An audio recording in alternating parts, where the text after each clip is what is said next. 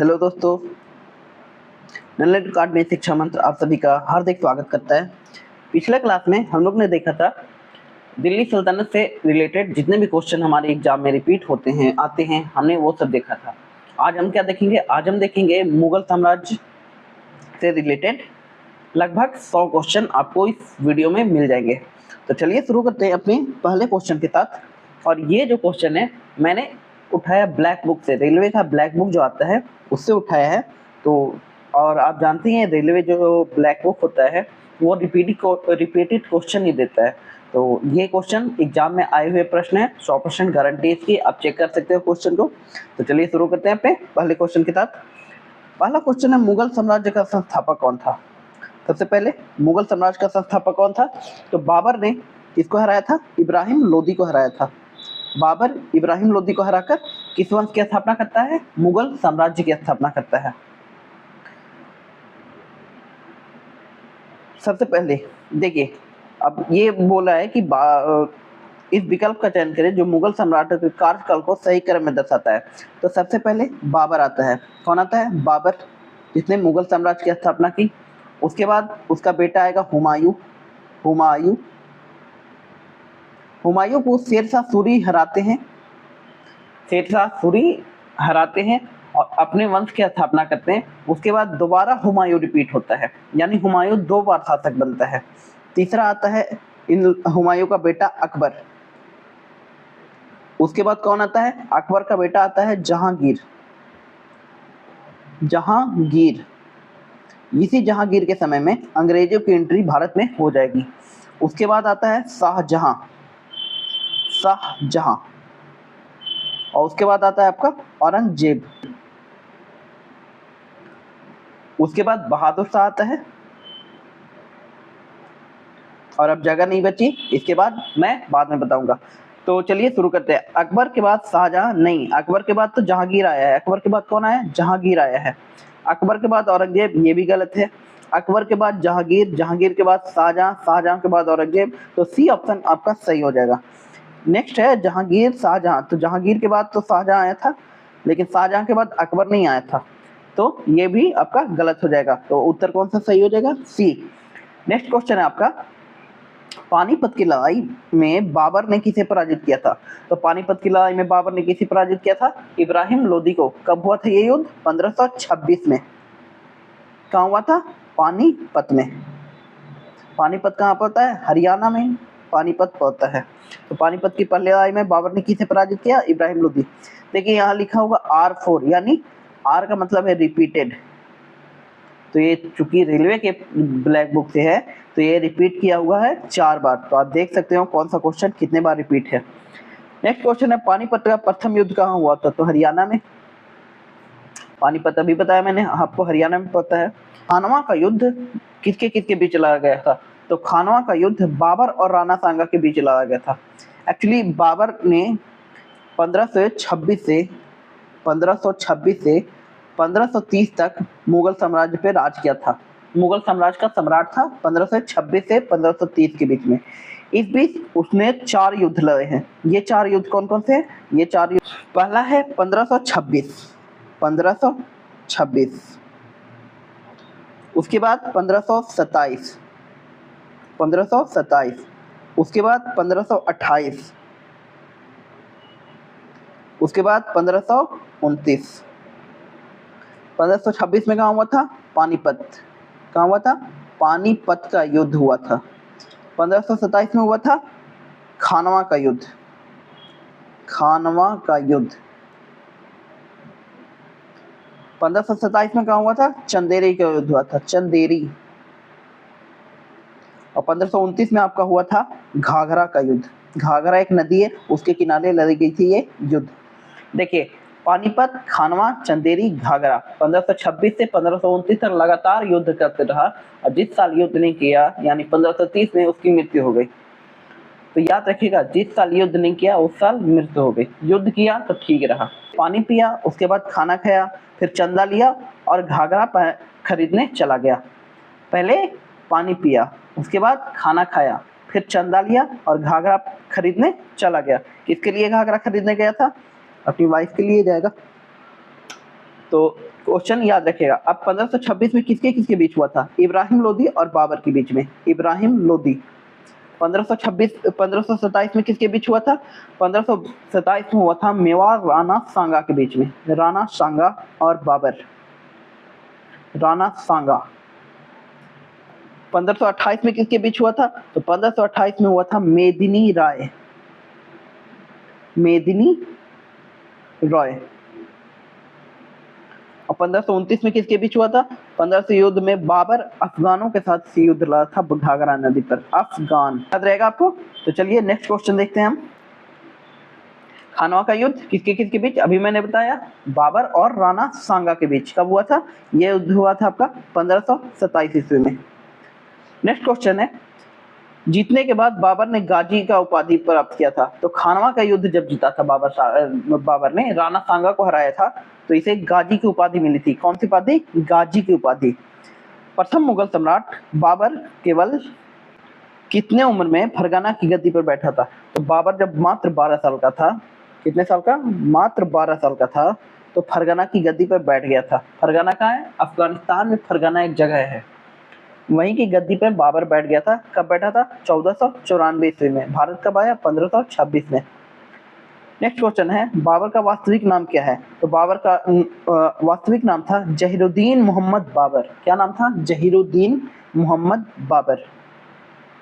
बाबर की जीवनी बाबरनामा की रचना किसने की? तो चगताई तुर्की नाम का एक था लेखक, उसने बाबरनामा की रचना की थी। सॉरी, किस भाषा में की गई थी? तो तुर्की भाषा में की थी। बाबरनामा लिखा किसने? तो खुद बाबर ने लिखा है। खुद बाबर ने लिखा है बाबरनामा। तुलोगमा क्या है? तो तुलोगमा बाबर द्वारा इस्तेमाल की जाने वाली सैन्य रणनीति का अपनाकर बाबर ने इब्राहिम लोदी को हराया था 1526 ईस्वी में। और सबसे पहले आपसे पूछे कि तोप का प्रयोग भारत में किसने किया था? सबसे पहले तोप का प्रयोग भारत में बाबर ने किया था। किसने? बाबर ने। जब इब्राहिम लोदी की सेना लड़ रही थी ना, तो उन्हें पता ही नहीं चल रहा था ये क्या आ रहा है। आता तो भाग जाते, पर मर गए थे। किस वजह से? तोप की वजह से। हुमायूं और शेरशाह सूरी के बीच चौसा का युद्ध किस वक्त लड़ा गया था? तो 1530 में क्या होती है? भारत के बाबर की मृत्यु होती है। उसके बाद उसका पुत्र हुमायूं राजा बनता है, और 1539 में चौसा का युद्ध होता है, जिसमें शेरशाह सूरी ने हुमायूं को हरा दिया था। शेरशाह सूरी ने क्या किया? हुमायूं को हरा दिया। उसके बाद कन्नौज का युद्ध लड़ा गया। कब कन्नौज का युद्ध लड़ा गया था? आपका मुगल और शेरशाह सूरी के बीच में। इसी कन्नौज के युद्ध में, इसको बिलग्राम का युद्ध भी बोलते हैं, कन्नौज या बिलग्राम का युद्ध 1540 में लड़ा गया था। 1540 में कन्नौज या बिलग्राम का युद्ध लड़ा गया था। इसमें हारने के बाद हुमायूं को भागना पड़ा था, और शेरशाह सूरी ने दिल्ली के गद्दी पे कब्जा कर लिया था। नेक्स्ट क्वेश्चन है, किस मुगल शासक ने दीन पनाह नामक शहर की नींव रखी? तो दीन पनाह नामक शहर की नींव हुमायूं ने रखी थी। नेक्स्ट क्वेश्चन है आपका, पॉलिटिकल ग्रैंड ट्रंक रोड का निर्माण किसने करवाया था? तो शेरशाह सूरी। कितने? जीटी रोड आप जो देख सकते हो, आपने कभी जीटी रोड पे सफर किया होगा, उस जीटी रोड का निर्माण किसने करवाया था? शेरशाह सूरी ने। एक्चुअली इसको मौर्य ने निर्माण करवाया था, शेरशाह ने इसके काम को और आगे बढ़ाया था। ये कहाँ से है? ये अभी कलकत्ता से पेशावर तक था, कलकत्ता से पेशावर यानी पाकिस्तान तक। तो पाकिस्तान तक चला गया, तो ये है अब अमृतसर तक, इंडिया में अमृतसर तक है। नेक्स्ट क्वेश्चन है, बंगाल अपने व्यापार मार्गों को सुनिश्चित और मजबूत बनाने के लिए घाटी से लेकर बंगाल में स्थित सोनारगांव से गाजीपुर सड़क का निर्माण कराया। यही जीटी रोड का बात हो रहा है, तो सीधा सीधा शेरशाह सूरी आंसर हो जाएगा। मुझे लगा इतना लंबा क्वेश्चन क्या हो सकता है। ये रिपीटेड है 3 बार, एक बार पढ़ लीजिएगा आप। जीटी रोड कर दिया गया, इसे बनाने वाला शासक कौन था? शेरशाह सूरी। अहमद शाह अब्दाली भारत में किस वर्तमान देश से आया था? तो अहमद शाह अब्दाली आया था अफगानिस्तान में, 1761 में आया था। अभी इंपॉर्टेंट नहीं है, पता नहीं क्यों दिया हुआ है। दिल्ली के प्रसिद्ध शासक फरीद को किस नाम से जाना जाता है? तो शेरशाह सूरी के नाम से जाना जाता है, फरीद खान। पहले नाम था फरीद खान। तो क्या किया था ना, शेरशाह ने एक शेर को मार दिया गया था, जिससे उसका नाम शेर खान हो गया था, और जब राजा बना तो ये अपने आप को उपाधि दिया शेरशाह की। नेक्स्ट क्वेश्चन है आपका, पानीपत का दूसरा युद्ध अकबर और हेमू के बीच किस वर्ष लगाया गया? तो 1556 में। आपको याद होगा, मैंने कल पिछले क्लास में बताया था आपको कि पानीपत का 3 युद्ध 1526, 1556, 1761। 1556 में किसके बीच हुआ? अकबर और हेमू यानी हेमचंद्र विक्रम आदित्य के बीच। पानीपत की दूसरी लड़ाई में बैरम खान ने हेमू को हराया था। अब देखिए, पानीपत का जब युद्ध हो रहा था ना, अकबर बहुत छोटा था तो युद्ध नहीं कर सकता था, लेकिन अब राजा है तो उसी के नाम से युद्ध होगा। जैसे आप कहीं के राजा हैं और आप बोलिएगा कि जाओ अपने सेनापति को कि युद्ध करके आओ, इस देश को जीत के आओ, और वो देश जीत गया तो नाम तो आप ही का होगा ना कि आपने हराया है उसको। तो इसीलिए अकबर और हेमू के बीच युद्ध बोला जाता है। असल में उसका संरक्षक अकबर का जो था बैरम खान, उसने युद्ध किया था। नेक्स्ट क्वेश्चन है हल्दी घाटी का युद्ध, बहुत इंपॉर्टेंट है। 1576 में किसके किसके बीच? अकबर और महाराणा प्रताप के बीच। कौन? महाराणा प्रताप के बीच हल्दी घाटी का युद्ध हुआ था। मुगलों के विरुद्ध हल्दी घाटी का युद्ध किसने लड़ा? तो महाराणा प्रताप ने लड़ा था मुगलों के विरुद्ध हल्दी घाटी का युद्ध। बीरबल किस मुगल सम्राट के सदस्य थे? तो बीरबल थे आपके अकबर के। इनका नाम था रामतनु पांडे, रियल नाम था रामतनु पांडे, लेकिन जब अकबर के संरक्षण में रहने लगे तो इन्होंने अपना नाम बीरबल रख लिया था। अकबर कब सम्राट बना था? तो 1556 ईस्वी में अकबर सम्राट बना था। देखिए 1556 ईस्वी में अकबर सम्राट बना तो हेमचंद्र विक्रमादित्य को लगा कि ये तो छोटा बच्चा है, क्या ही शासन कर पाएगा, लेकिन उसके सैनिक बहुत ठीक थे उस टाइम, इसलिए पानीपत का दूसरा युद्ध अकबर जीत गया था। नेक्स्ट क्वेश्चन देखिए, आगरा का किला किस मुगल सम्राट द्वारा बनाया गया है? तो आगरा का किला किसने बनाया है? अकबर ने। किसने बनाया है? अकबर ने। आगरा का किला। लाल किला किसने बनवाया है? लाल किला शाहजहां ने बनवाया है। फतेहपुर सीकरी स्थित बुलंद दरवाजा का निर्माण किसने कराया? तो फतेहपुर सीकरी स्थित बुलंद दरवाजा का नाम अकबर ने करवाया है। ये अभी भी सबसे ऊंचा दरवाजा है भारत का। फतेहपुर सीकरी स्थित बुलंद दरवाजा का निर्माण अकबर ने करवाया है। गुजरात पर अपनी जीत का जश्न मनाने के लिए अकबर ने फतेहपुर सीकरी में भारत के सबसे ऊंचे प्रवेश द्वार गेट ऑफ मैग्निफिसेंस का निर्माण किया था। इस गेटवे का नाम क्या था? यही है बुलंद दरवाजा। कहाँ भी है? गुजरात जब जीता था ना इसमें, तब बुलंद दरवाजा का निर्माण करा था। कहाँ जीता था? गुजरात। निम्नलिखित में कौन सा स्थापत्य दिल्ली में स्थित नहीं है? इंडिया गेट बिल्कुल दिल्ली में है। अलाई दरवाजा बिल्कुल दिल्ली में है। अलाई दरवाजा कहाँ है? अलाई दरवाजा का निर्माण करा था अलाउद्दीन खिलजी ने कुतुब मीनार के नीचे। हुमायूं का मकबरा ये भी दिल्ली में है, पर बुलंद दरवाजा ये दिल्ली में नहीं है। ये कहाँ है? फतेहपुर सीकरी में है बुलंद दरवाजा। किस शहर में स्थित है? फतेहपुर सीकरी में। अकबर द्वारा किस वर्ष में इबादत खाना का निर्माण किया गया? तो इबादत खाना का निर्माण 1575 ईस्वी 1575 ईस्वी में अकबर ने इबादत खाना का निर्माण करवाया था।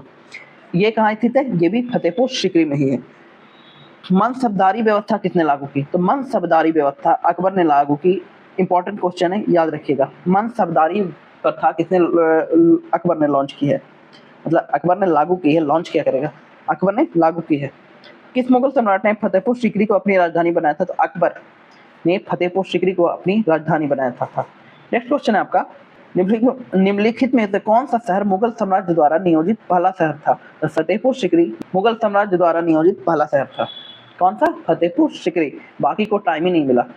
बाबर युद्ध ही लड़ने में रह गया। हुमायूं आया गया आया, बाकी बचा अकबर। तो आपसे कभी पूछे कि मुगल साम्राज्य का वास्तविक संस्थापक किसे बोला जाता है? तो अकबर आंसर होगा। कौन होगा? मुगल साम्राज्य का वास्तविक संस्थापक अकबर। अकबर द्वारा निर्मित पंचमहल कहाँ स्थित है? तो फतेहपुर सीकरी में अकबर द्वारा निर्मित पंचमहल स्थित है। नेक्स्ट क्वेश्चन आपका देखिए, दीन इलाही धर्म किसने चलाया था? तो दीन इलाही धर्म भी आपका अकबर ने ही चलाया था। दीन इलाही क्या था? सब धर्मों से मिला के कुछ उसने एक नया धर्म चलाया था ताकि सब ठीक से रह सके, उसको नाम है दीन इलाही। अकबरनामा कितने पुस्तकों में विभाजित है? तो अकबरनामा 3 पुस्तकों में विभाजित है। कितने? 3 पुस्तकों में।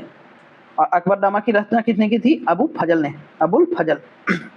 बैरम खां का बेटा जो अकबर के दरबार में महत्वपूर्ण भूमिका निभाई, तो उसका नाम था अब्दुल रहीम खाने खाना। क्या था? अब्दुल रहीम खाने खाना। खाने खाना की उपाधि से सम्मानित किया गया, तो अकबर ने बैरम खां को किया था। अकबर ने किसको किया था? बैरम खान को किया था खाने खाना की उपाधि से सम्मानित। अहमदनगर की रानी ने सम्राट अकबर के खिलाफ युद्ध लड़ा था, उसका नाम क्या था? तो अहमदनगर की रानी जिसने अकबर के खिलाफ युद्ध लड़ा था, उनका नाम था चांद बीबी। क्या नाम था? चांद बीबी। निम्नलिखित में से किसका निर्माण सम्राट अकबर ने नहीं कराया है? याद रखिएगा, क्वेश्चन ध्यान से पढ़िएगा। आगरा का किला बिल्कुल अभी हमने देखा, आगरा के किला का निर्माण अकबर ने कराया है। फतेहपुर सीकरी अकबर ने कराया है। दिल्ली का जामा मस्जिद ये अकबर ने नहीं कराया है। बुलंद दरवाजा ये भी अकबर ने कराया है। तो आंसर क्या हो जाएगा? दिल्ली का जामा मस्जिद।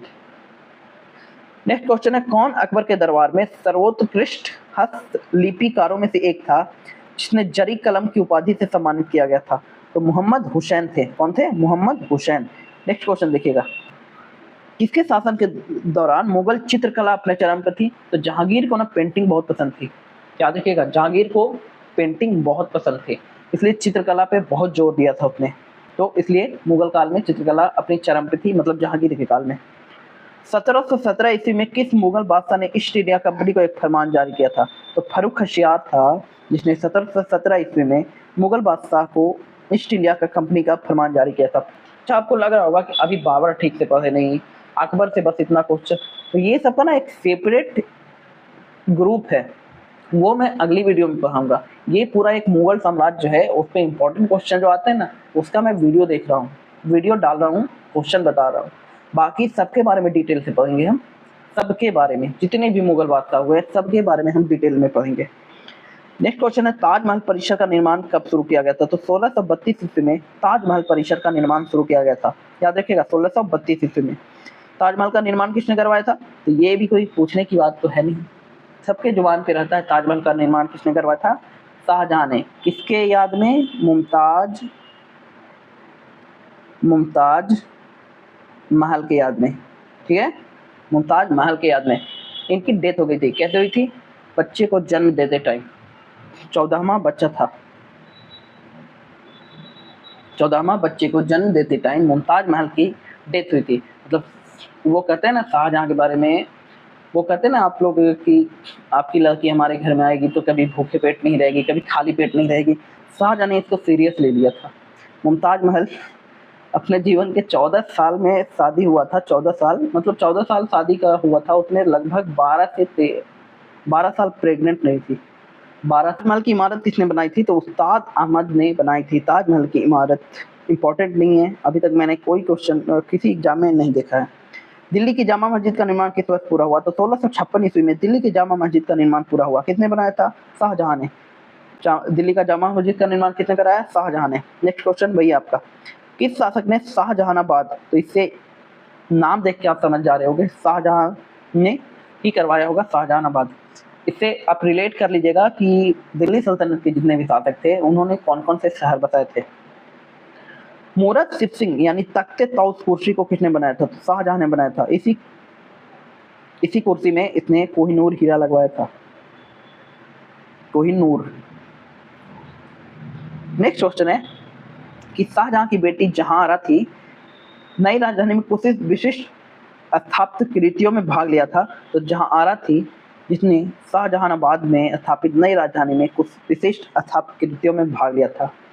किसका निर्माण शाहजहां ने नहीं कराया है? लाल किला दिल्ली में बिल्कुल करवाया है, जामा मस्जिद दिल्ली में बिल्कुल करवाया है। अब आपको पता होगा शालीमार बाग नहीं करवाया है। मान लीजिए याद नहीं है कि शालीमार बाग नहीं करवाया, लेकिन अब बुलंद दरवाजा तो याद है ना कि अकबर ने करवाया है। तो ये शालीमार बाग आगरा के ताजमहल में ही स्थित है। निम्नलिखित में कौन सा स्मारक शाह द्वारा नहीं बनाया गया है? शाहजहां द्वारा नहीं बनाया गया है। तो अभी आपने देखा, ये सिंहासन बनाया था शाहजहां ने, ताजमहल शाहजहां ने बनाया है, लाल किला भी शाहजहां ने बनाया है, पंचमहल शाहजहां ने नहीं बनवाया है। शाहजहां ने इतनी बिल्डिंगें बनवाई थी कि मुगल साम्राज्य का पैसा खत्म हो गया था। भारतीय इतिहास में किसे आलमगीर के नाम से जाना जाता है? तो औरंगजेब कौन था? औरंगजेब था शाहजहां का तृतीय सुपुत्र। उसके लिए तो सुपुत्र था, लेकिन वो कुपुत्र हो गया था क्योंकि शाहजहां को जेल में बंद करके ये खुद राजा बना था, अपने दोनों भाइयों को मार के। कौन था? दारा सिकोह और शुजा शाह, दोनों को मार के औरंगजेब खुद राजा बना था। किस राजा को औरंगजेब ने छत्रपति शिवाजी महाराज के विरुद्ध युद्ध के लिए भेजा था? तो जयसिंह एक राजा थे जिनको औरंगजेब ने छत्रपति शिवाजी महाराज के विरुद्ध युद्ध लड़ने भेजा था। ये खुद नहीं जाता था, ये बस दूसरों को भेजता रहता था।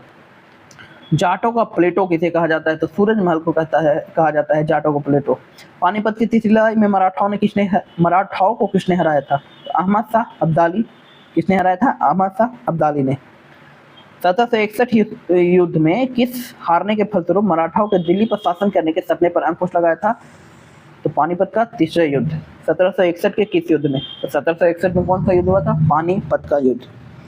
मुगलों ने ईस्ट इंडिया कंपनी को दीवानी अधिकार दीवानी अधिकार यानी बंगाल, बिहार और उड़ीसा में राजस्व के मामलों का निस्तारण करने का अधिकार किस वर्ष प्रदान किया? तो 1765 ईस्वी में प्राप्त किया। 1764 में कौन सा युद्ध होता है? बक्सर का युद्ध। याद है आपको? बक्सर का युद्ध। और 1757 में प्लासी का युद्ध। इसी बक्सर के युद्ध में जब अंग्रेज ने हराया था मुगलों को, तो उनसे दीवानी अधिकार ले लिए थे बंगाल, बिहार और उड़ीसा के। बक्सर के युद्ध में 3 लड़ रहे थे, मीर कासिम, मीर जाफर, सुजाउद्दौला और मुगल। नेक्स्ट क्वेश्चन देखिए, बंगाल के सिपाही की बटालियन ने 10 मई 1857 में मेरठ में विद्रोह कर दिया था। उस समय मुगल सम्राट कौन से? तो 1857 में मुगल सम्राट थे बहादुर शाह जफर, और यही है लास्ट मुगल बादशाह। लास्ट मुगल बादशाह जिनको रंगून भेज दिया गया था, मेरे पिया गए रंगून। नेक्स्ट क्वेश्चन, 1857 में अंग्रेजों ने मुगल वंश के अंतिम शासक बहादुर शाह जफर को सत्ता से बर्खास्त कर दिया था और कहाँ भेज दिया था? रंगून भेज दिया था। रंगून कहाँ है? म्यांमार में। भारत का अंतिम मुगल शासक बहादुर शाह जफर या बहादुर शाह द्वितीय। किस मुगल शासक को अंग्रेजों ने रंगून भेज दिया था? तो बहादुर शाह जफर को रंगून भेज दिया था। नादिर शाह ने 1739 में भारत पर हमला किया था और दिल्ली में लूटपाट की थी। 1739 में, और यही नादिर शाह कोहिनूर को उठाकर ले गया था 1739 में। ये मूरत नहीं है, ये मौर्य नहीं। मोर को क्या बोलते हैं? मयूर सिंहासन है। मूरत सिर्फ से लिखा हुआ है, ये है मयूर सिंहासन। मयूर सिंहासन। किसे रबीउद-उद-दुरानी के नाम से जाना जाता था? दिलराश बानो बेगम को रबीउद-दुरानी के नाम से जाना जाता था। मुगल साम्राज्य के शासनकाल के दौरान गैर मुस्लिम व्यक्तियों पर लगाए गए व्यक्ति कर को निर्दिष्ट करने के लिए किस शब्द का इस्तेमाल किया गया था? तो आपको दिल्ली सल्तनत से पढ़ रहे हो आप कि जजिया कर का इस्तेमाल जो था वो गैर मुस्लिमों पे किया जाता था। अगर आप मुस्लिम नहीं है तो आपको एक कर देना पड़ता था, उस कर का नाम था जजिया कर। प्रसिद्ध आसफ जाही राजवंश हैदराबाद में था। 1724 में निजाम उल मुल्क आसफ जाह ने किस प्रांत की स्थापना की थी? तो हैदराबाद की स्थापना की थी निजाम ने। लाहौर एवं कश्मीर में स्थित शालीमार गार्डन मुगल कालीन वास्तुकला कृतियां हैं। निम्न में से कौन सी कृति मुगल भारत के इतिहास के संबंध में विचारण संदर्भ योग्य नहीं है? यानी मुगल काल में कौन सा नहीं हुआ था? शाहनामा, आलमगीरनामा, ये किससे संबंधित था? औरंगजेब से आलमगीरनामा। शाहजहांनामा, शाहजहां से अकबरनामा, अकबर से तो बाकी बचा शाहनामा। नेक्स्ट क्वेश्चन है, चित्तौड़ में विजय स्तंभ की स्थापना किसने कराई थी? तो राणा कुंभा ने की थी चित्तौड़ में विजय स्तंभ की स्थापना। ये वैसा स्तंभ है कि आज भी इसमें जंग नहीं लगती। ये लोहा का एक पाइप है, उसमें जंग लगता ही नहीं। पता नहीं किस वस्तु का उपयोग किया गया था। महाराजा जय सिंह द्वितीय ने किस शहर में जंतर मंतर का निर्माण नहीं कराया था? तो इलाहाबाद में जंतर मंतर का निर्माण नहीं कराया गया था। कहाँ क्या किया था? दिल्ली, बनारस और जयपुर में। आदि ग्रंथ किस समुदाय का धार्मिक ग्रंथ है? तो आदि ग्रंथ सिख समुदाय का धार्मिक ग्रंथ है। सिख समुदाय में कितने गुरु? 10 गुरु। लास्ट गुरु कौन थे? गुरु गोविंद सिंह। सिख धर्म के संस्थापक कौन थे? गुरु नानक। गुरु नानक देव जी का जन्म स्थल कहाँ है? तो तलवंडी में है, पाकिस्तान में। इसलिए आप देखते होंगे कि अभी भी सिख धर्म के लोग के लिए पाकिस्तान में जाते हैं, वहाँ तलवंडी ही जाते हैं। कहाँ? गुरु नानक देव जी के जन्म स्थान पे। बहुत पवित्र स्थल उनका। सिख धर्म के पहले गुरु कौन थे? तो श्री गुरु नानक देव जी थे सिख धर्म के पहले गुरु। आप अभी भी सिख धर्म में ना एक सिटी है ब्यास, आप वहाँ जाओगे ना तो वहाँ डेरा चलता है, आपको मजा आ जाएगा। वहाँ ना फोन अलाउड नहीं है, मैं वहाँ गया हूँ, वहाँ आप अंदर फोन लेके नहीं जा सकते। अमृतसर में किस स्थान की स्थापना 1577 में गुरु रामदास के द्वारा की गई थी? तो अमृतसर शहर की स्थापना ही की गई थी गुरु रामदास द्वारा। अमृतसर में नहीं, यहाँ पे गलत क्वेश्चन दिया। अमृतसर शहर की स्थापना की गई थी गुरु रामदास द्वारा 1577 ईस्वी में। अमृतसर के निर्माण पर सूफी संत हजरत मियां मीर ने अमृतसर में स्वर्ण मंदिर की आधारशिला रखी थी। मिक्स हो गया है। श्री हरमंदिर साहिब गुरुद्वारा जो है, जिसको आप गोल्डन टेम्पल बोलते हैं, उसको किसने नींव डाली थी? तो गुरु अर्जन देव ने। सिख धर्म के 5वें गुरु थे गुरु अर्जन देव। नेक्स्ट क्वेश्चन है, सिख धर्म के अंतिम गुरु कौन थे? तो सिख धर्म के अंतिम गुरु थे गुरु गोविंद सिंह। इनका जन्म स्थान कहाँ है? इनका जन्म स्थान है पटना में, पटना बिहार में। 10वें सिख गुरु तो गुरु गोविंद सिंह थे। किन सिखों को एक सैन्य समुदाय में बदल दिया था? तो खालसा पंथ एक होता है, खालसा पंथ। इसकी स्थापना किसने की थी? गुरु गोविंद सिंह ने। यही होता है सिख का सैनिक धर्म। गुरु ग्रंथ साहिब किसका पवित्र ग्रंथ है? तो सिख धर्म का गुरु ग्रंथ साहिब पवित्र ग्रंथ है। खालसा पंथ की स्थापना किसने की थी? तो खालसा पंथ की स्थापना 1699 ईस्वी में गुरु गोविंद सिंह जी ने की थी। कौन, किसने? गुरु गोविंद सिंह जी ने। महाराजा रंजीत सिंह किस प्रांत के शासक थे? तो महाराजा रंजीत सिंह थे आपके पंजाब प्रांत के शासक। अंग्रेजों के साथ कौन सी संधि के फलस्वरूप रंजीत सिंह ने सतलज प्रदेशों पर अंग्रेजों के अधिकार को स्वीकार किया था? तो अमृतसर की संधि हुई थी। मोहम्मद खान के खिलाफ 1838 में त्रिपक्षीय संधि पर किन हस्ताक्षर किए थे? साइन किसने किया था? ऑकलैंड ने। ये तो मत ही लगाओ इन लोग ने, राक्षस बोले ने, राक्षस लॉर्ड, अपने खुद को भगवान मानते थे। जैसे हमारे थे ना पंडित जवाहरलाल नेहरू जी, खुद को भारत रत्न दिए थे, वैसे खुद के नाम में लॉर्ड लगा रहे हैं लोग। रंजीत सिंह और राजा सुजा। खालसा सेना के सैन्य कमांडर बंदा सिंह बहादुर कब शहीद हुए थे? तो 1716 ईस्वी में। हमने मुगल साम्राज्य देखा, ऊपरी से मुगल साम्राज्य देखा कि उसका ढांचा कैसा था, कौन कौन राजा हुआ, कैसे राजा हुआ। अब हम पढ़ते हैं बारी बारी से सारे राजाओं के बारे में। मुगल काल का शुरुआत किसने किया था? बाबर ने। किसको हरा के? इब्राहिम लोदी को हरा के। ठीक है, बाबर में मुगल साम्राज्य का, भारत में मुगल साम्राज्य का संस्थापक किसे माना जाता है? बाबर को। किसको हराया था इसने? इब्राहिम लोदी को। कब हराया था? 1526 ईस्वी में। नेक्स्ट क्वेश्चन आपका कि बाबर के पिता का नाम क्या था? तो बाबर के पिता का नाम था उमर शेख मिर्जा। क्या नाम था? उमर शेख मिर्जा। 1494 ईस्वी में कहाँ का शासक बना था? तो 1494 ईस्वी में बाबर फरगना का शासक बना था। कहाँ का? फरगना का। बाबर ने बादशाह की उपाधि कब धारण की? तो 1507 ईस्वी में बाबर ने बादशाह की उपाधि धारण की थी। भूमि मापने के लिए गज ए बाबरी मापक का प्रयोग किसने किया था? तो नाम में आप देख सकते हैं गज ए बाबरी है, तो बाबर ही करेगा। ये बड़ा अच्छा था, जिसके नाम में होता था वही करता था लगभग। बाबर ने पहली बार पश्चिम से कहां होकर भारत में प्रवेश किया? तो पहले बार पंजाब में प्रवेश किया था। बाबर का भारत के विरुद्ध प्रथम अभियान 1519 में किस जाति के विरुद्ध था? तो यूसुफ हजाई जाति के विरुद्ध। बाबर भारत में पहले भी अभियान कर चुका था, लेकिन स्थापना कब किया?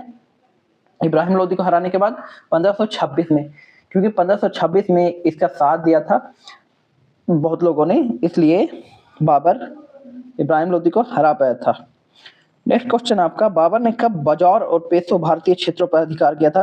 तो 1519 ईस्वी में, जब यूसुफ हजाई जाति को हराया था इसने, तो बजौर और पेशो भारतीय क्षेत्रों पर अधिकार कर लिया था। बाबर का असली नाम हमने देखा था कि जहीरुद्दीन मोहम्मद बाबर नाम था इसका, जहीरुद्दीन मोहम्मद बाबर। नेक्स्ट क्वेश्चन है, किस अभियान में बाबर ने तोप खाने का प्रयोग किया था? तो बजौर एवं भेरा अभियान में। कब? 1519 ईस्वी, 1519। भारत पर आक्रमण हेतु किसने बाबर को निमंत्रण भेजा था? तो राणा सांगा जो थे, जिनसे कौन सा युद्ध लड़ा था? खानवा का युद्ध। आलम खां और दौलत खां लोदी ने बाबर को निमंत्रण भेजा था इब्राहिम लोदी से युद्ध करने के लिए। कौन? राणा सांगा, आलम खां एवं दौलत खां। पानीपत का प्रथम युद्ध कब हुआ था? तो 1526 ईस्वी में पानीपत का प्रथम युद्ध हुआ था, 21 अप्रैल को। नेक्स्ट क्वेश्चन आपका कि पानीपत के प्रथम युद्ध में बाबर ने किसे पराजित किया था? तो आप सभी को पता है कि पानीपत के प्रथम युद्ध में बाबर ने इब्राहिम लोदी को पराजित किया था। किसे? इब्राहिम लोदी को।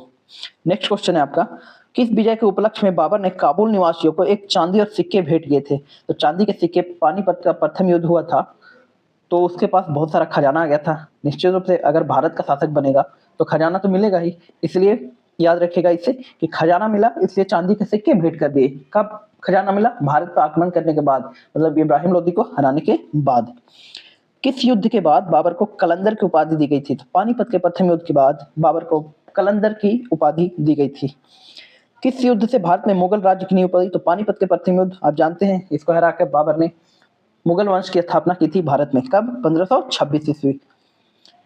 नेक्स्ट क्वेश्चन है खानवा का युद्ध। तो अब बाबर के युद्ध 4 कौन कौन से थे?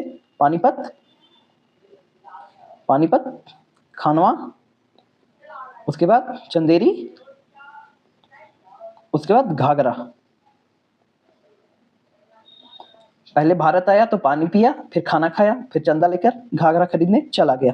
1526, 1527, 1528, 1529 और 1530 में मृत्यु। नेक्स्ट क्वेश्चन है आपका, खानवा का युद्ध जीतने के उपरांत बाबर ने कौन सी उपाधि धारण की? तो खानवा के युद्ध जीतने के उपरांत बाबर ने गाजी की उपाधि धारण की थी। कौन सी उपाधि? गाजी की। चंदेरी का युद्ध कब हुआ था? 1526, 27, 28 में। तो कब हुआ चंदेरी का युद्ध? 1528 में। किसके बीच? मेदिनी राय और बाबर के बीच। किसके? मेदिनी राय और बाबर के बीच। 1527 में किसके बीच हुआ खानवा का युद्ध? राणा सांगा और बाबर के बीच। घाघरा का युद्ध कब हुआ? तो घाघरा का युद्ध कब हुआ? 1529 ईस्वी में। किस भाषा में बाबर ने अपनी आत्मकथा बाबरनामा की रचना की? तो तुर्की भाषा में बाबर ने किया था बाबरनामा की रचना। याद रखिएगा, बाबरनामा उसने खुद लिखा था। गुलबदन बेगम किसकी पुत्री थी? तो गुलबदन बेगम बाबर की पुत्री थी। किसकी? बाबर की। बाबरनामा का फारसी अनुवाद किसने किए थे? तो अब्दुल रहीम खान खाना। ये कहाँ थे? ये आपके अकबर के दरबार में मिलेंगे। इन्होंने ही बाबरनामा का फारसी में अनुवाद किया था। नेक्स्ट क्वेश्चन है आपका, बाबरनामा का फारसी अनुवाद, सेम क्वेश्चन, अब्दुल रहीम खान खाना ने। बाबर की मृत्यु कब और कहाँ हुई थी? तो 1530 ईस्वी में आगरा में बाबर की मृत्यु हो गई थी। बाबर के शव को कहाँ दफनाया गया था? तो पहले आगरा में दफनाया गया था। ठीक है, पहले आगरा में ही दफना दिया गया। उसके बाद कुछ दिनों बाद उसके शव को निकाल के, उसकी शव थोड़ी बची होगी, हड्डी बची होगी, हड्डी के अवशेष बचे होंगे, उसको निकाल के बाद में उसको काबुल में दफना दिया गया। कहाँ? काबुल में। काबुल किसकी कैपिटल है? अफगानिस्तान की कैपिटल है। अफगानिस्तान की कैपिटल है काबुल। हुमायूं गद्दी पर कब बैठा? तो हुमायूं गद्दी पर बैठा 30 दिसंबर 1530 में। कब? 30 दिसंबर 1530 में। हुमायूं का पूरा नाम क्या था? तो नासिरुद्दीन मोहम्मद हुमायूं नाम था। बाबर का नाम क्या था? जहीरुद्दीन मोहम्मद बाबर। हुमायूं का नाम नासिरुद्दीन मोहम्मद हुमायूं। हुमायूं ने गुजरात के शासक बहादुर शाह के विरुद्ध कौन सा अभियान चलाया था? तो कालिंजर का अभियान चलाया था हुमायूं ने गुजरात के शासक बहादुर शाह के विरुद्ध। कौन सा अभियान? कालिंजर का अभियान। रोहिना का युद्ध कब और किसके साथ हुआ? 1531 में हुमायूं महमूद लोदी के बीच। महमूद लोदी फिर से चाहता था कि अब लोदी वंश आ जाए, लेकिन आ नहीं पाया। हुमायूं ने उसको हरा दिया था। किसके विरुद्ध हुमायूं ने चुनार का घेरा डाला था? तो चुनार का घेरा अफगान नायक शेर खां के विरुद्ध डाला था। कौन? शेर खां के विरुद्ध। मित्र शत्रु को प्रभावित करने के लिए हुमायूं ने 1533 में कौन सा दुर्ग का निर्माण करवाया था? तो दीन पनाह नामक विद्यालय दुर्ग का निर्माण बनाया था मित्र शत्रु को प्रभावित करने के लिए। हुमायूं ने बंगाल के गौर क्षेत्र का नाम क्या रखा था? तो हुमायूं ने बंगाल के गौर क्षेत्र का नाम रखा था जनताबाद। क्या नाम था? जनताबाद। कोहिनूर हीरा हुमायूं ने ग्वालियर के किस राजा से छीना था? तो कोहिनूर हीरा सबसे पहले मुगल साम्राज्य में किसने देखा? हुमायूं ने विक्रमजीत सिंह से छीना था। किससे? विक्रमजीत सिंह से। कौन थे विक्रमजीत सिंह? ग्वालियर के राजा थे। ग्वालियर के राजा। अभी आपको पता है ग्वालियर के राजा कौन है? आपने सुना होगा नाम सिंधिया जी का, सुना है? बीजेपी लीडर सिंधिया, वही हैं ग्वालियर के भी राजा प्रेजेंट। चौसा का युद्ध कब हुआ था? तो चौसा का युद्ध हुआ था 25 जून 1539 को। किसके किसके बीच हुआ था चौसा का युद्ध? शेर शाह और हुमायूं के बीच।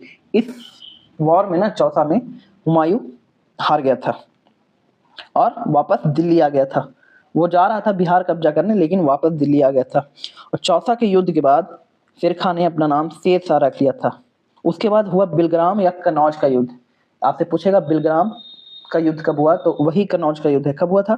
1540 ईस्वी में, 17 मई के दिन। इसके बाद भारत में मुगल वंश की समाप्ति होती है। थोड़े से समय के लिए मुगल वंश की समाप्ति होती है और शेर शाह राजा बन जाता है। शेर शाह दिल्ली का राजा बन जाता है। शेर शाह का मकबरा कहाँ है? बिहार के सासाराम में। बिहार के सासाराम में शेर शाह का मकबरा है। बिलग्राम की लड़ाई में हुमायूं के साथ किसने दिया था? तो अस्करी और हिंदाल भाइयों ने। बिलग्राम युद्ध के बाद हुमायूं अपना निर्वासित जीवन कहाँ पर व्यतीत किया? तो फारिस ईरान में। देखिए हुआ क्या था कि बाबर का उत्तराधिकारी था हुमायूं, ठीक है। 1530 में राजा बनता है। 1530 में राजा बनता है। सबसे पहले कहाँ हुआ? चौसा के युद्ध। कब? 1539 में। उसके बाद बिलग्राम के युद्ध में 1540 में शेर शाह ने उसे हरा दिया था। इसके बाद हुमायूं को भारत छोड़ के ईरान भागना पड़ा था। कहाँ? ईरान। वही ईरान जहां से आपकी नूरा फतेही है। इससे तो याद ही आ जाएगा, जिससे आपकी नूरा फतेही है जिस देश की, वही ईरान भाग गया था हुमायूं। 15 साल तक वह निर्वासित रहा। निर्वासित मतलब देश निकाला, घर से निकाला। अगर घर उसका दिल्ली था, वहीं से निकाल दिया गया तो निर्वासित हुआ ना। ईरान में रहा 15 साल तक, 1500 साल नहीं, 15 साल तक। 1555 में क्या किया उसने, अपनी खोई हुई गद्दी पूरा प्राप्त करने के लिए दिल्ली पर कब्जा किया था। कब? 1555 में। और 1556 में उसकी मृत्यु हो जाती है। 1555 में फिर से दिल्ली पर कब्जा किया, 1556 में मृत्यु हो गई। कैसे? लाइब्रेरी की सीढ़ी से गिरकर मृत्यु हो गई थी। नेक्स्ट क्वेश्चन है आपका कि कहाँ गया, हुमायूं ने लाहौर पर कब कब्जा किया था? तो 1555 ईस्वी में। मछीवाड़ा का युद्ध कब और किसके बीच हुआ? तो मछीवाड़ा का युद्ध 1555 ईस्वी में हुमायूं, नसीम खां तथा तातार खां के बीच हुआ। ये शेरशाह सूरी के सैनिक थे। हुमायूं दोबारा दिल्ली की गद्दी पर कब बैठा था? तो 23 जुलाई 1555 ईस्वी में हुमायूं दोबारा दिल्ली की गद्दी पर बैठ गया। और 1556 में क्या हो गई? इसकी मृत्यु हो गई। कैसे हुई? दीन पनाह भवन के पुस्तकालय की सीढ़ियों से गिरकर इसकी मृत्यु हो गई थी। पानीपत के युद्ध में बाबर ने किन तोपचियों ने तोपों का संचालन किया था? तो ये क्वेश्चन आता है कि पानीपत के युद्ध में बाबर के तोपचियों का नाम क्या था? तो उस्ताद अली और मुस्तफा अली नाम था। क्या था? उस्ताद अली और मुस्तफा अली। बाबर मध्य एशिया के किस योद्धाओं का वंशज था? तो तैमूर लंग और चंगेज खान दोनों का वंशज था वो। नेक्स्ट क्वेश्चन है, हुमायूं नामा किसने लिखा है? तो गुलबदन बेगम ने। कौन थी गुलबदन बेगम? बाबर की बेटी थी, यानी हुमायूं की बहन थी। बाबर की बेटी, हुमायूं की बहन, इन्होंने लिखा है हुमायूं नामा। बाबर ने प्रसिद्ध तुलगमा नीति का प्रयोग सर्वप्रथम किस युद्ध में किया था? तो पानीपत के पृथ्वी युद्ध में बाबर ने सर्वप्रथम तुलगमा नीति का प्रयोग किया था। किस युद्ध में बाबर ने जिहाद का नारा दिया? तो खानवा के युद्ध में प्रथम बार जिहाद का नारा दिया। देखिए, पानीपत के युद्ध में क्या था, वो बाबर भी मुस्लिम था और इब्राहिम लोदी भी मुस्लिम था, तो वो जिहाद का नारा नहीं दे सकता था, धर्म युद्ध का। किसके सैनिक पूछते ना, किसके खिलाफ हम धर्म युद्ध करें? हमारा भी धर्म वही है, सामने वाला का भी धर्म वही है। लेकिन खानवा के युद्ध में, खानवा का युद्ध किसके बीच हुआ? राणा सांगा के बीच। राणा सांगा था हिंदू, बाबर था मुस्लिम, तो बाबर को यहाँ चांस मिल गया था अपने सैनिकों को मोटिवेट करने के लिए कि भाई ये तुम्हारा धर्म युद्ध है, ठीक है।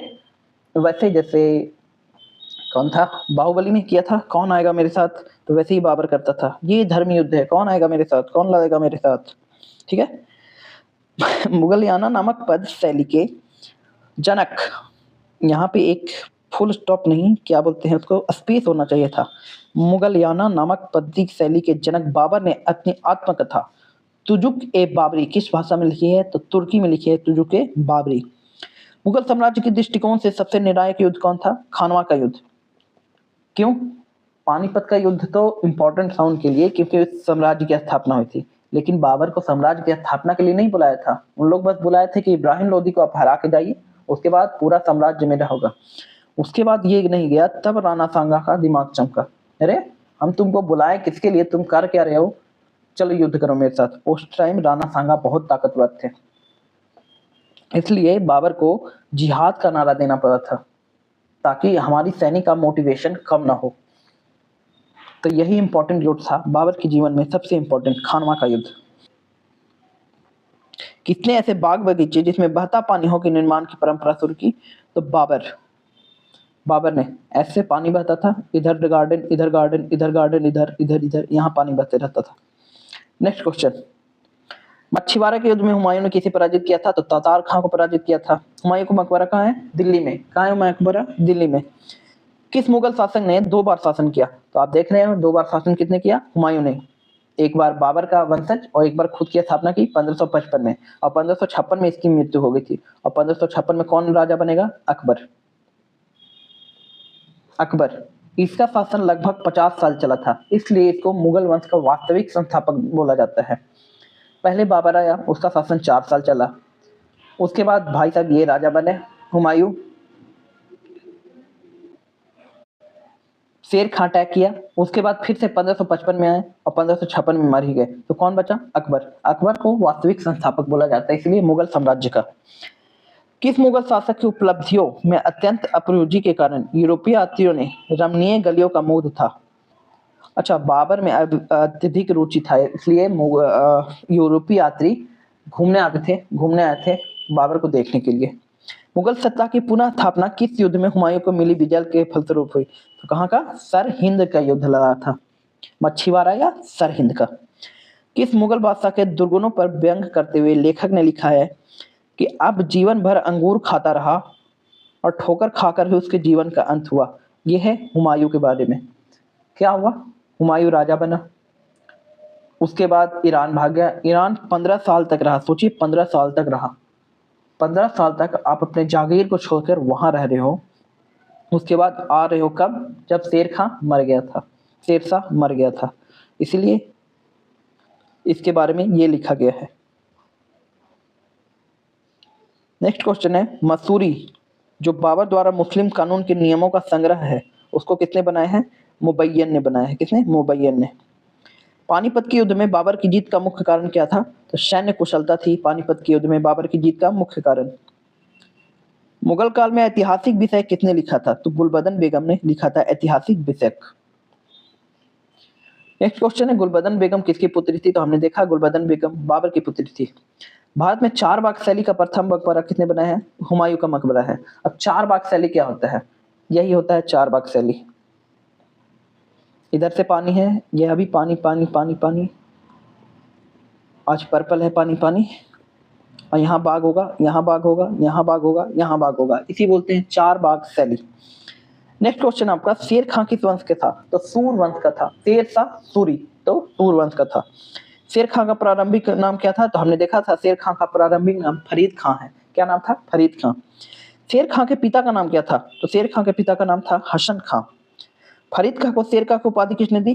तो बहार खां लोदी ने दी थी। कब? इसने एक शेर को मार दिया था अकेले दम पे, इसलिए इसको शेर खां की उपाधि दी गई थी।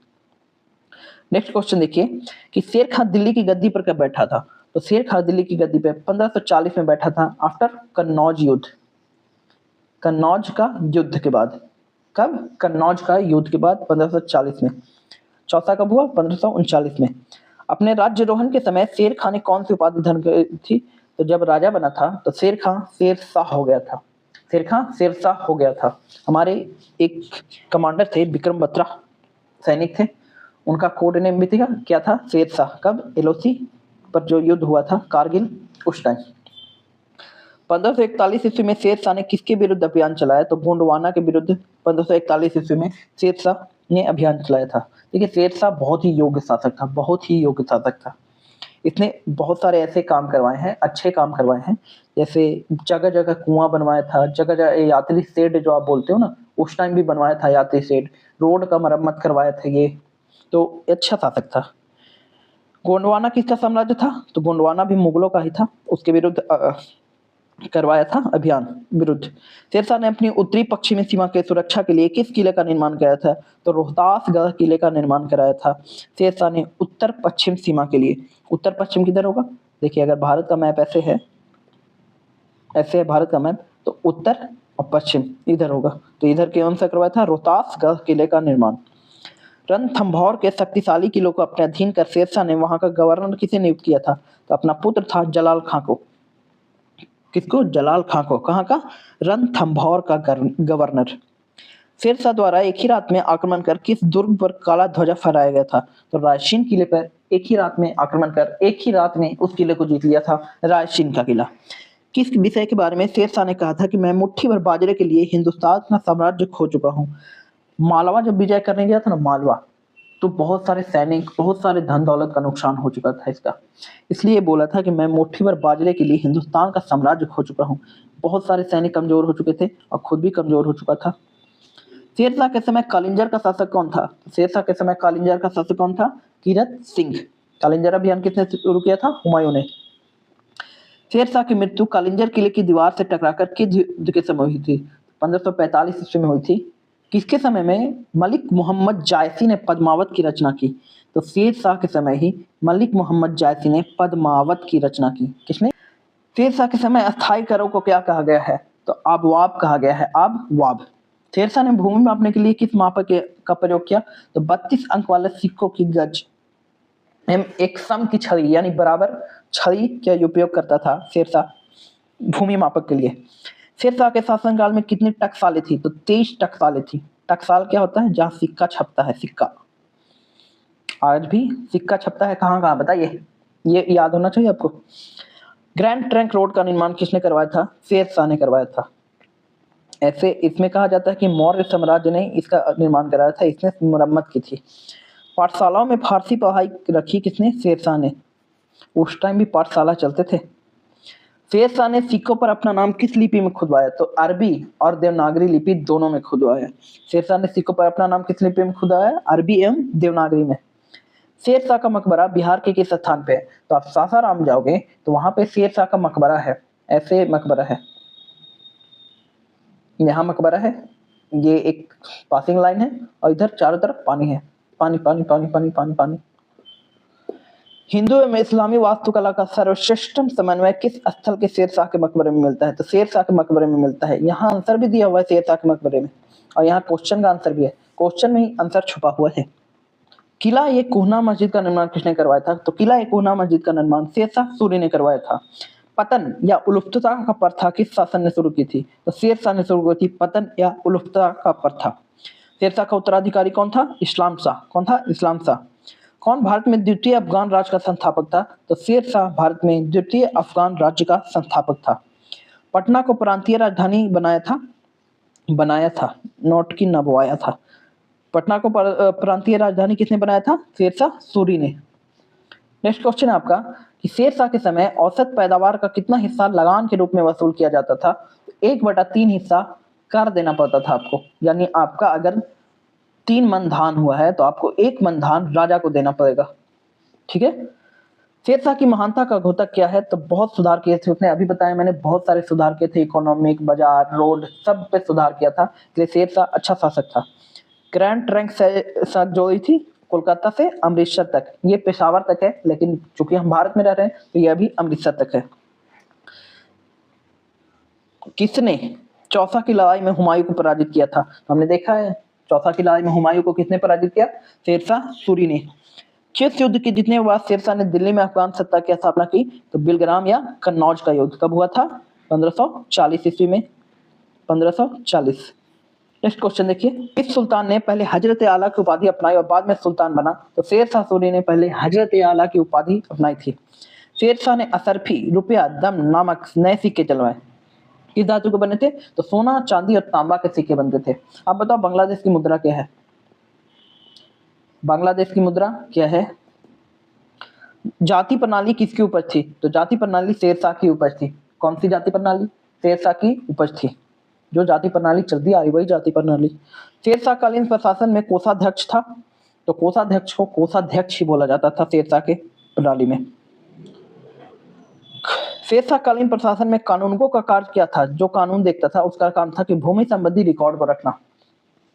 शेर शाह द्वारा निर्मित सड़क व सराय, सराय क्या होता है? वही यात्री शेड जिसको बोलते हैं, अफगान साम्राज्य की धमनियों के भांति है। यह किसकी युक्ति है? तो आर कानूनगो की। ये इंसान था कानूनगो। दिल्ली का पुराना किला किसके द्वारा बनवाया गया है? तो दिल्ली का पुराना किला शेर शाह सूरी के द्वारा बनवाया गया है। किसके द्वारा? शेर शाह सूरी के द्वारा। अब आते हैं अकबर पे। शेर शाह 1555 में, मतलब 1555 में हुमायूं फिर से राजा बनता है। 1556 में उसकी मृत्यु होती है। उसके बाद कौन बनता है राजा? अकबर। अकबर का नाम क्या था? पूरा नाम अकबर का नाम था जलालुद्दीन मोहम्मद अकबर। जलालुद्दीन मोहम्मद अकबर। अकबर का जन्म अमरकोट के राजा बीरमल के महल में कब हुआ था? तो 1542 ईस्वी में अकबर का जन्म अमरकोट के राजा बीरमल के महल में हुआ था। याद रखिएगा। 1540 में कन्नौज का युद्ध हुआ था, जब हुमायूं कहाँ भागा था? ईरान। 1542 में अकबर का जन्म हुआ था, कहाँ? अमरकोट के राजा बीरमल के महल में। अकबर को अपनी पहली बार किस अवस्था में गजनी की सूबेदारी मिली? तो 9 वर्ष की अवस्था में गजनी की सूबेदारी मिली थी। गजनी में अकबर का संरक्षक कौन था? तो गजनी में अकबर का संरक्षक था मुनीम खां। कौन था? मुनीम खां। हुमायूं ने अकबर को युवराज कब घोषित किया था? तो सरहिंद जीतने के बाद, जब जीता था, जब मुगल साम्राज्य फिर से स्थापना की हुमायूं ने, तो अकबर को युवराज घोषित किया था। और युवराज अकबर का संरक्षक किसे नियुक्त किया था? बैरम खान को। यही बैरम खान है जो आगे बहुत सपोर्ट करेंगे अकबर को, क्योंकि अकबर बहुत कम एज में राजा बन जाता है, और चूंकि इतना बड़ा साम्राज्य है, इसको संभालना अकबर के बस में नहीं था। ये मुगल साम्राज्य का अनपढ़ शासक था, इसको लिखना पढ़ना नहीं आता था, इतना छोटा उम्र में क्या ही सीखेगा, लेकिन 12-13 साल में कुछ सीख गया होगा। बोला जाता है कि कुछ लिखना नहीं आता था, लेकिन कुछ तो सीखा ही होगा। 13-14 साल में कौन नहीं सीखता है। अकबर का राज्याभिषेक 14 फरवरी 1556 ईस्वी को कहाँ हुआ? कौलानौर में। याद रखिएगा कब हुआ? 1556 में। जन्म कब हुआ? 1542 में। हटाइए, कितने साल का था? 6 में से 2 गया 4, 5 में से 4 गया 1, यानी मात्र 14 साल के एज में अकबर का राज्य अभिषेक हो गया था। 14 साल के एज में अकबर दिल्ली का सुल्तान था। और 14 साल के एज में हम लोग को ये भी नहीं पता कि सुल्तान का कार्य क्या होता है। अकबर की सुभाती के साथ राज सिंहासन पर बैठा था, तो अकबर बादशाह गाजी के साथ कहाँ बैठा था? राज सिंहासन पर। अकबर ने सम्राट बनने पर बैरम खान को कौन सी उपाधि दी थी? तो खाने खाना की उपाधि दी थी। और बैरम खान के बेटे का नाम क्या था? अब्दुल रहीम खाने खाना, दिन भर खाते रहना। बैरम खान अकबर का संरक्षक कब तक रहा? तो 1556 से 1560 ईस्वी तक, यानी 18 साल तक। जब अकबर 18 साल का हो गया तो बैरम खान उसका संरक्षक नहीं रहा। कि हेमू मुसलमान, ये प्रधानमंत्री था दिल्ली का, हेमू। इसको नाम था हेमचंद्र विक्रम आदित्य। क्या नाम था? हेमचंद्र विक्रम आदित्य। इसी के साथ पानीपत की दूसरी लड़ाई हुई थी अकबर के। पानीपत की दूसरी लड़ाई अकबर के साथ हुई थी, और अकबर का संरक्षक कौन था? बैरम खान। यानी बैरम खान ने वो युद्ध लड़ा था। कब? 5 नवंबर 1556। यही 5 नवंबर को आपका विराट कोहली जी का बर्थडे आता है। पानीपत की द्वितीय लड़ाई 5 नवंबर 1556 इसके बीच किसके बीच? हेमचंद्र विक्रमादित्य और बैरम खान, जो अकबर का संरक्षक था। क्यों? क्योंकि अकबर 14 साल के एज में राजगद्दी पर बैठ गया था, और 14 साल की एज में वो लड़ाई तो करेगा नहीं, कोई भी एक झापा मारेगा वो फेंका जाएगा। तो इससे अच्छा है अपने मंत्री को युद्ध लगा दो। अकबर ने कब दास प्रथा पर प्रतिबंध लगाया था? तो अकबर, आप कह सकते हैं कि मुगल साम्राज्य का सबसे अच्छा शासक अकबर था। कैसे? देखिए, दास प्रथा पर प्रतिबंध लगाया था कब? 1562 ईस्वी में। 1556 में युद्ध लगा, 14 साल का था, बैठा गद्दी पे। और उसके कितने साल बाद? 6 साल बाद, यानी जब वो 20 साल का हुआ तो उसने दास प्रथा पर प्रतिबंध लगा दिया था। किस पे? दास प्रथा पर। कब? 1562 ईस्वी में। अकबर ने मेवाड़ को कब निमंत्रण में लिया? तो जब हल्दीघाटी का युद्ध हुआ था तो अकबर ने मेवाड़ को नियंत्रण में ले लिया था। अकबर ने हिंदू तीर्थों का कर समाप्त किया। कर यानी टैक्स। तो 1563 में हिंदू तीर्थों पर कौन सा टैक्स लगता था? जजिया। तो उसको समाप्त किया था अकबर ने। कब? 1563 ईस्वी में। अकबर ने जजिया कर पर प्रतिबंध कब लगाया? तो अकबर ने जजिया कर पर 1564 ईस्वी में। देखिए, हिंदू तीर्थों पर, जैसे आप वैष्णो देवी जाते हो, आप कोई और मंदिर घूमने जाते हो, आप जाते हो पुरी जाते हो, जगन्नाथपुरी जाते हो, तो ये सब टैक्स लगता था। तो इसको अकबर ने 1563 में समाप्त किया था। और जो गैर हिंदुओं पर टैक्स लगता था, जिसको जजिया नाम दिया जाता था, उसको 1564 में समाप्त किया। नेक्स्ट क्वेश्चन है आपका कि अकबर ने कश्मीर विजय के लिए किसे भेजा था? तो अकबर ने कश्मीर विजय के लिए भगवंत दास एवं कासिम खां को भेजा था। किसको? भगवंत दास एवं कासिम खां। दक्षिण भारत का प्रवेश द्वार किसे कहा जाता है? तो दक्षिण भारत का प्रवेश द्वार अकबर के समय खानदेश को बोला जाता था। कौन? खानदेश। अकबर ने खानदेश को कब जीता? तो 1591 ईस्वी में। 1591 ईस्वी में अकबर ने खानदेश को जीता था। 1591 ईस्वी में। अकबर ने सम्राट की उपाधि कब ग्रहण की थी? तो अकबर ने सम्राट की उपाधि दक्षिण विजय के बाद ग्रहण की थी। दक्षिण में किसको जीता था? खानदेश को। खानदेश को दक्षिण विजय के बाद। इसके बाद क्या लिया था? सम्राट की उपाधि। सम्राट अकबर कहलाने लगा था। अबुल फजल की हत्या किसने की थी? तो अबुल फजल कौन थे? अकबर के कवि थे, जिन्होंने अकबरनामा भी लिखा है। अकबरनामा किसने लिखा है? अबुल फजल ने। बाबरनामा किसने लिखा था? बाबर ने। हुमायूं नामा किसने लिखा था? गुलबदन बेगम ने। हुमायूं की बहन गुलबदन बेगम। अबुल फजल की हत्या किसने की? बुंदेल सरदार वीर बुंदेला ने। किसने? वीर बुंदेला ने की थी अबुल फजल की हत्या। नेक्स्ट क्वेश्चन है कि अकबर की मृत्यु 16 अक्टूबर 1605 में हुई थी। अकबर की मृत्यु कब हुई? 1605 में। अब यहाँ पे आपको याद रखने वाली बात है, ईस्ट इंडिया कंपनी यानी ब्रिटिश ईस्ट इंडिया कंपनी की स्थापना कब हुई थी? 1600 ईस्वी में। याद है? और 1605 में अकबर मरा। मतलब अकबर के समय ही अंग्रेज भारत में आ चुके थे और अपना व्यापार शुरू कर चुके थे। किसके समय? अकबर के समय ही। अतिसार रोग के कारण अकबर की मृत्यु हो गई थी 1605 में। 1556 में गद्दी पर बैठा, ठीक है, और 1605 में मृत्यु हुई। 1556 में गद्दी पर बैठा, ठीक है। कितने साल रहा? 15 में से 6 घटाइए, 9 साल।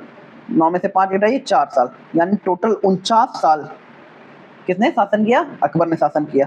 तो कहाँ दफनाया गया है? तो अकबर को सिकंदराबाद के मकबरे में। कहाँ? सिकंदराबाद के मकबरे में। अकबर ने 1575 ईस्वी में इबादत खाने की स्थापना कब कराई? कब नहीं, कहाँ कराई? तो फतेहपुर सिकरी में। फतेहपुर सिकरी अकबर द्वारा बसाया हुआ नगर, इसका बुलंद दरवाजा भी यही है, फतेहपुर सिकरी में बुलंद दरवाजा।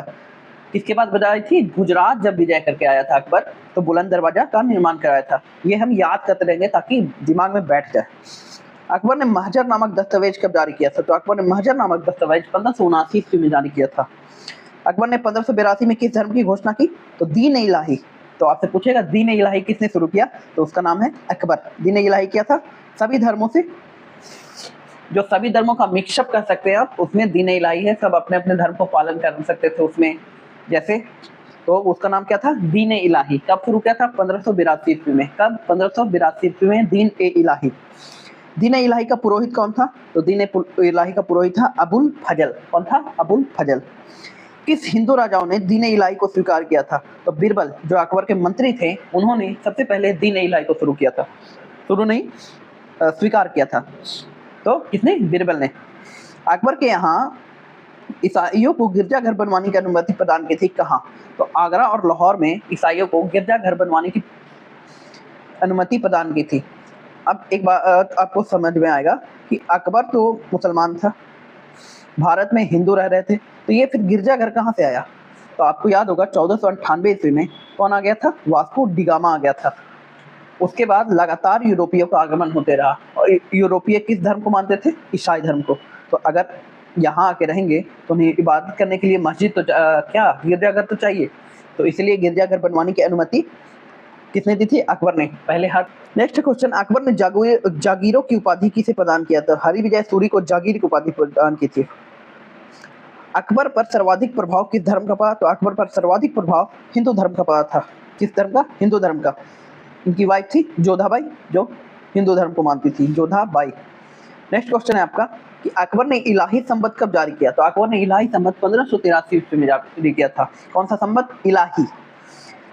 अकबर ने बीरबल को कौन सी उपाधि प्रदान की थी? तो कविराज एवं राजा की, इसलिए आपको वहां पर राजा मिला था। ये कहीं के राजा नहीं थी, ये तो मंत्री थे। किसके? अकबर के। अकबर के दरबार में नवरत्न थे, नवरत्न।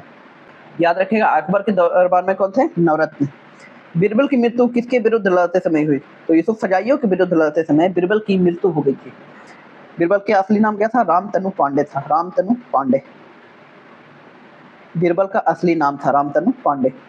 किसने अकबरनामा एवं आईने अकबरी की रचना की? तो अकबर के कवि थे अबुल फजल, इन्होंने ही आईने अकबरी और अकबरनामा की रचना की थी। किसने? अबुल फजल ने।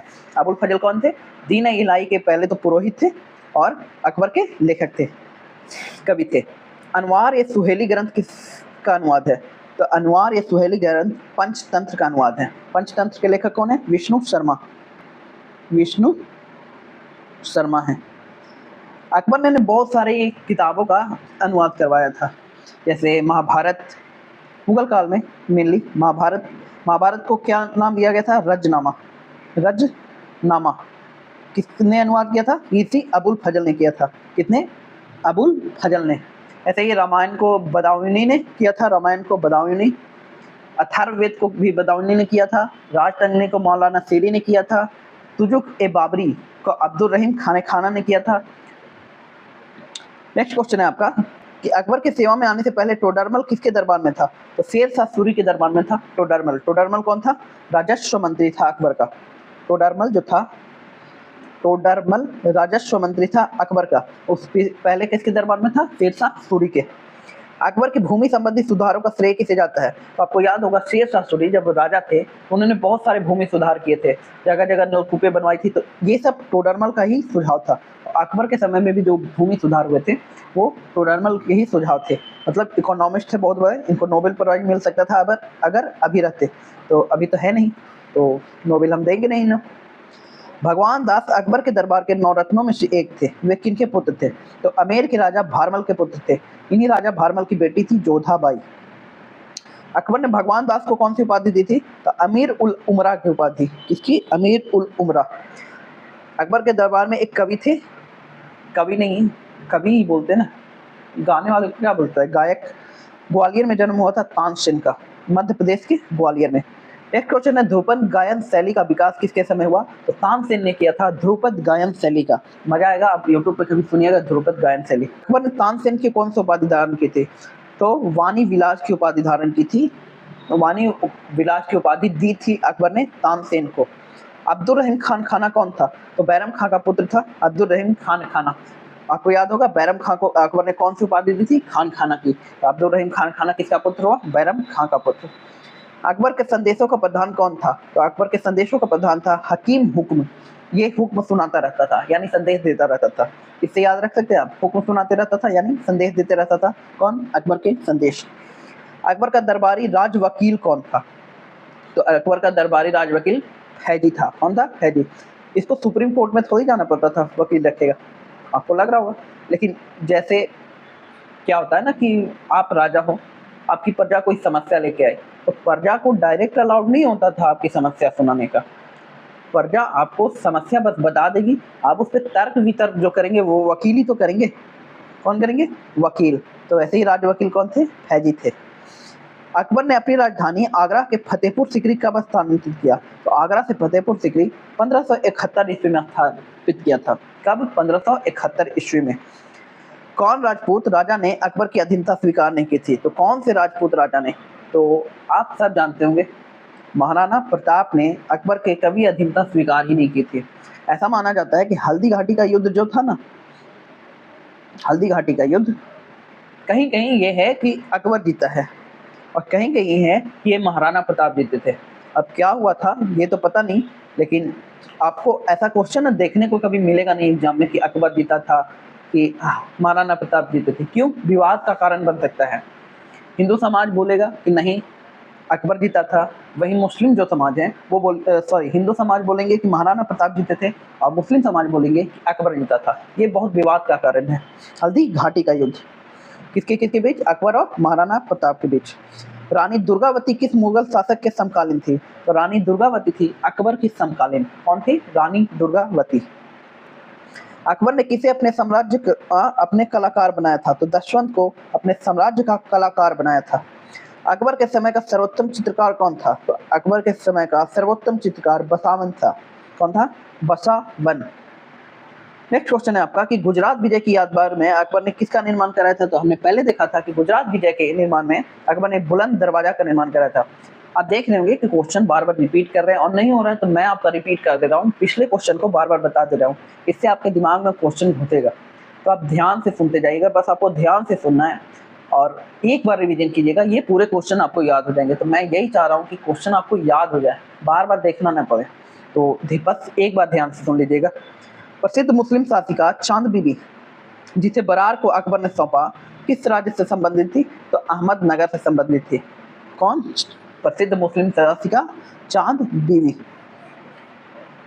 मुगल प्रशासन व्यवस्था में मनसबदारी प्रणाली को किसने आरंभ किया था? तो ये भी क्वेश्चन हमने पहले देखा है कि मनसबदारी प्रथा को अकबर ने आरंभ किया है।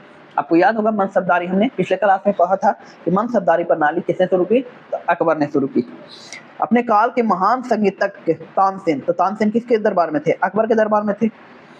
फारस काल की राजभाषा क्या थी? तो जैसे हिंदुस्तान की राजभाषा हिंदी है, अभी है नहीं राजभाषा, हिंदुस्तान की कोई राजभाषा नहीं है, हम सभी भाषाओं को बराबर का दर्जा लेते हैं। मैं सिर्फ एग्जाम्पल दे रहा था। फारस काल की क्या होगी? फारसी। इंग्लैंड की क्या है? इंग्लिश।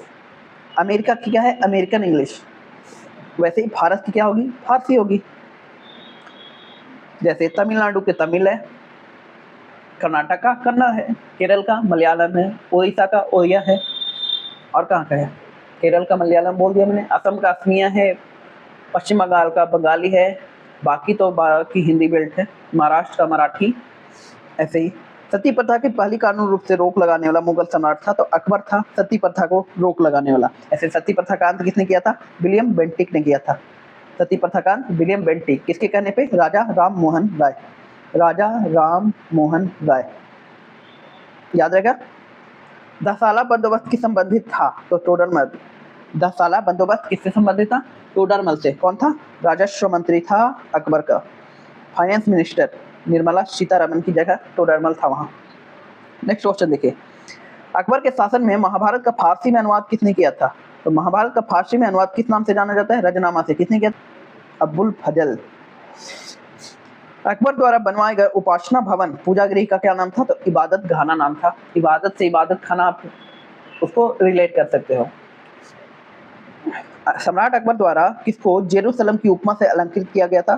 तो मोहम्मद हुसैन को। जेरूसलम जो है वो ईसाई धर्म का और मुस्लिम धर्म का दोनों का पवित्र स्थान है। जेरूसलम कहाँ है? इजराइल में है जेरूसलम। अकबर ने सीरी कलम की उपाधि किसे दिया? तो अब्दुल समद को सीरी कलम की उपाधि अकबर ने दिया था। किसको? अब्दुल समद को। अकबर द्वारा बनवाई गई कौन सी इमारत का नक्शा बौद्ध विहार की तरह है? तो अकबर बेल्स की नक्शा बौद्ध विहार की तरह है। किसकी? अखर बेल्स की। अकबर ने सर्वप्रथम वैवाहिक संबंध राजपूतों के जिस गृह से स्थापित किया वह थे कछवाहों के राजवंश। कौन? कछवाहा राजवंश।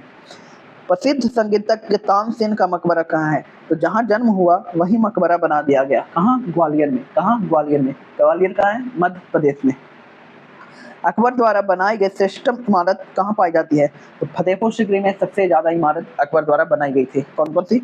एक तो आपका क्या बोला जाता है, मस्जिद बनवाया गया था, फिर बुलंद दरवाजा बनाया गया था।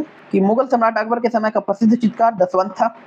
अकबर के शासन काल में पुनर्गठित केंद्रीय प्रशासन तंत्र अंतर्गत सैनिक विभाग का प्रमुख कौन था?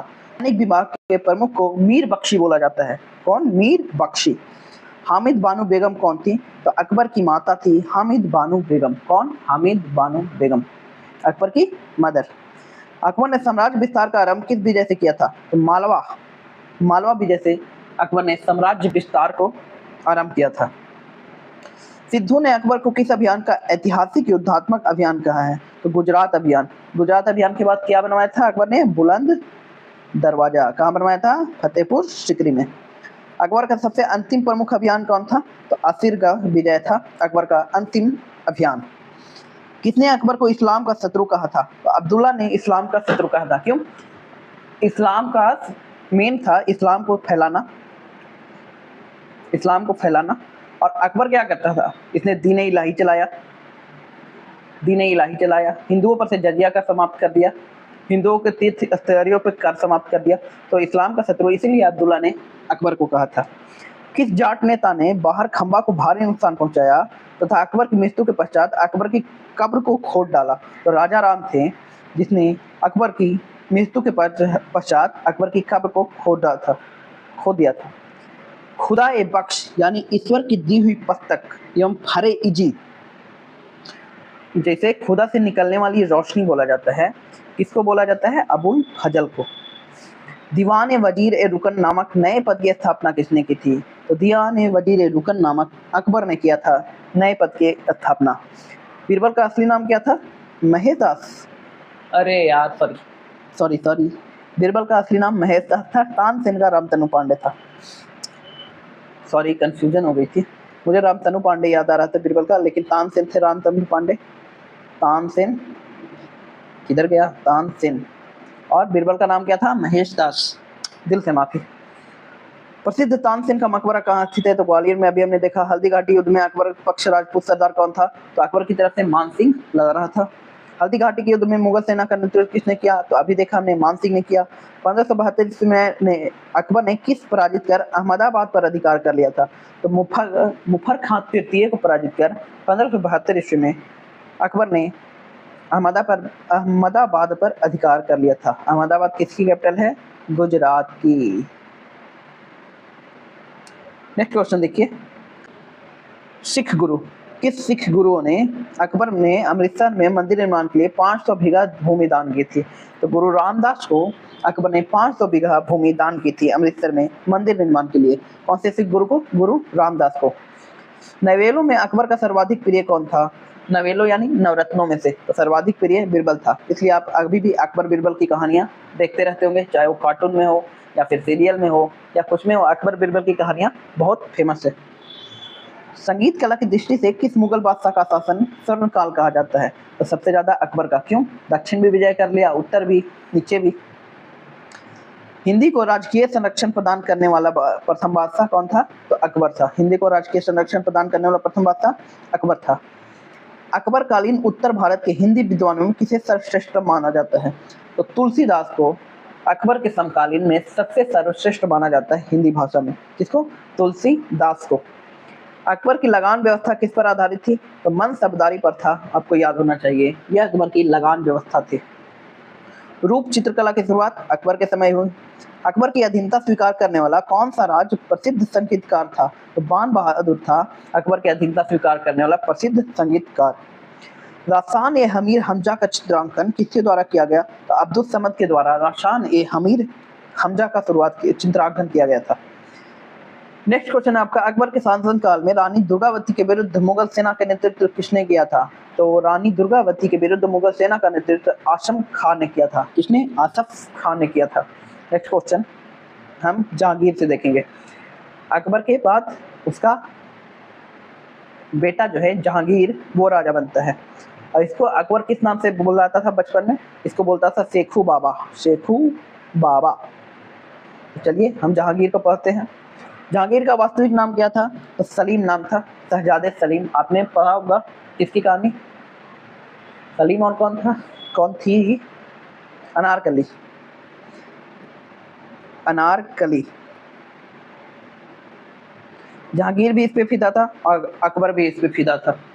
तो ये कहानी आपने बहुत सुनी होगी। जहांगीर का वास्तविक नाम क्या था? मोहम्मद सलीम था। जहांगीर का माँ का नाम क्या था? मरियम उज्जमानी। क्या था? मरियम उज्जमानी। अकबर सलीम को किस नाम से पुकारता था? अभी बताया मैंने। अकबर सलीम को किस नाम से पुकारता था? शेखू बाबा के नाम से। जहांगीर के गुरु कौन थे? अब्दुल रहीम खान खाना। एक किसके बेटे थे? बैरम खान के। जहांगीर गद्दी पर कब बैठा? 24 अक्टूबर 1605 ईस्वी में। कब? 24 अक्टूबर 1605 ईस्वी में। अब यहाँ से अंग्रेज भी आपको देखने को मिलेंगे। जहांगीर का राज्य अभिषेक किस नाम से आगमन हुआ? तो राज्य अभिषेक जब हुआ तो उसको नाम दिया गया नूर-उद-दीन मोहम्मद जहांगीर बादशाह काजी। याद रखिएगा, नूर-उद-दीन मोहम्मद जहांगीर बादशाह काजी। अकबर का क्या था? जलालुद्दीन मोहम्मद अकबर। जहांगीर ने लोक कल्याण के उद्देश्य से संबंधित कितने आदेशों की घोषणा की? तो 12 आदेशों की घोषणा की थी जहांगीर ने। जहांगीर का कौन सा प्रथम आदेश कर वसूली का प्रतिबंधित था? तमाम नामक कर पे उसने प्रतिबंध लगा दिया था। जहांगीर का कौन सा आदेश शराब एवं अन्य मादक पदार्थों की बिक्री एवं निर्माण प्रतिबंध था? तो 5वां आदेश था। कौन सा? 5वां आदेश। याद रखिएगा, शराब 5 रुपए में मिलता है। नहीं मिलता नहीं है, इतना खुश नहीं हो जाओ आप लोग। शराब बस याद रखना। सप्ताह में गुरुवार एवं रविवार के दिन किस पर प्रतिबंध था? तो पशु हत्या नहीं कर सकते थे आप गुरुवार और रविवार को। यार यहीं से तो नहीं आया कि मंगलवार को ये नहीं खाना चाहिए, वो नहीं खाना चाहिए।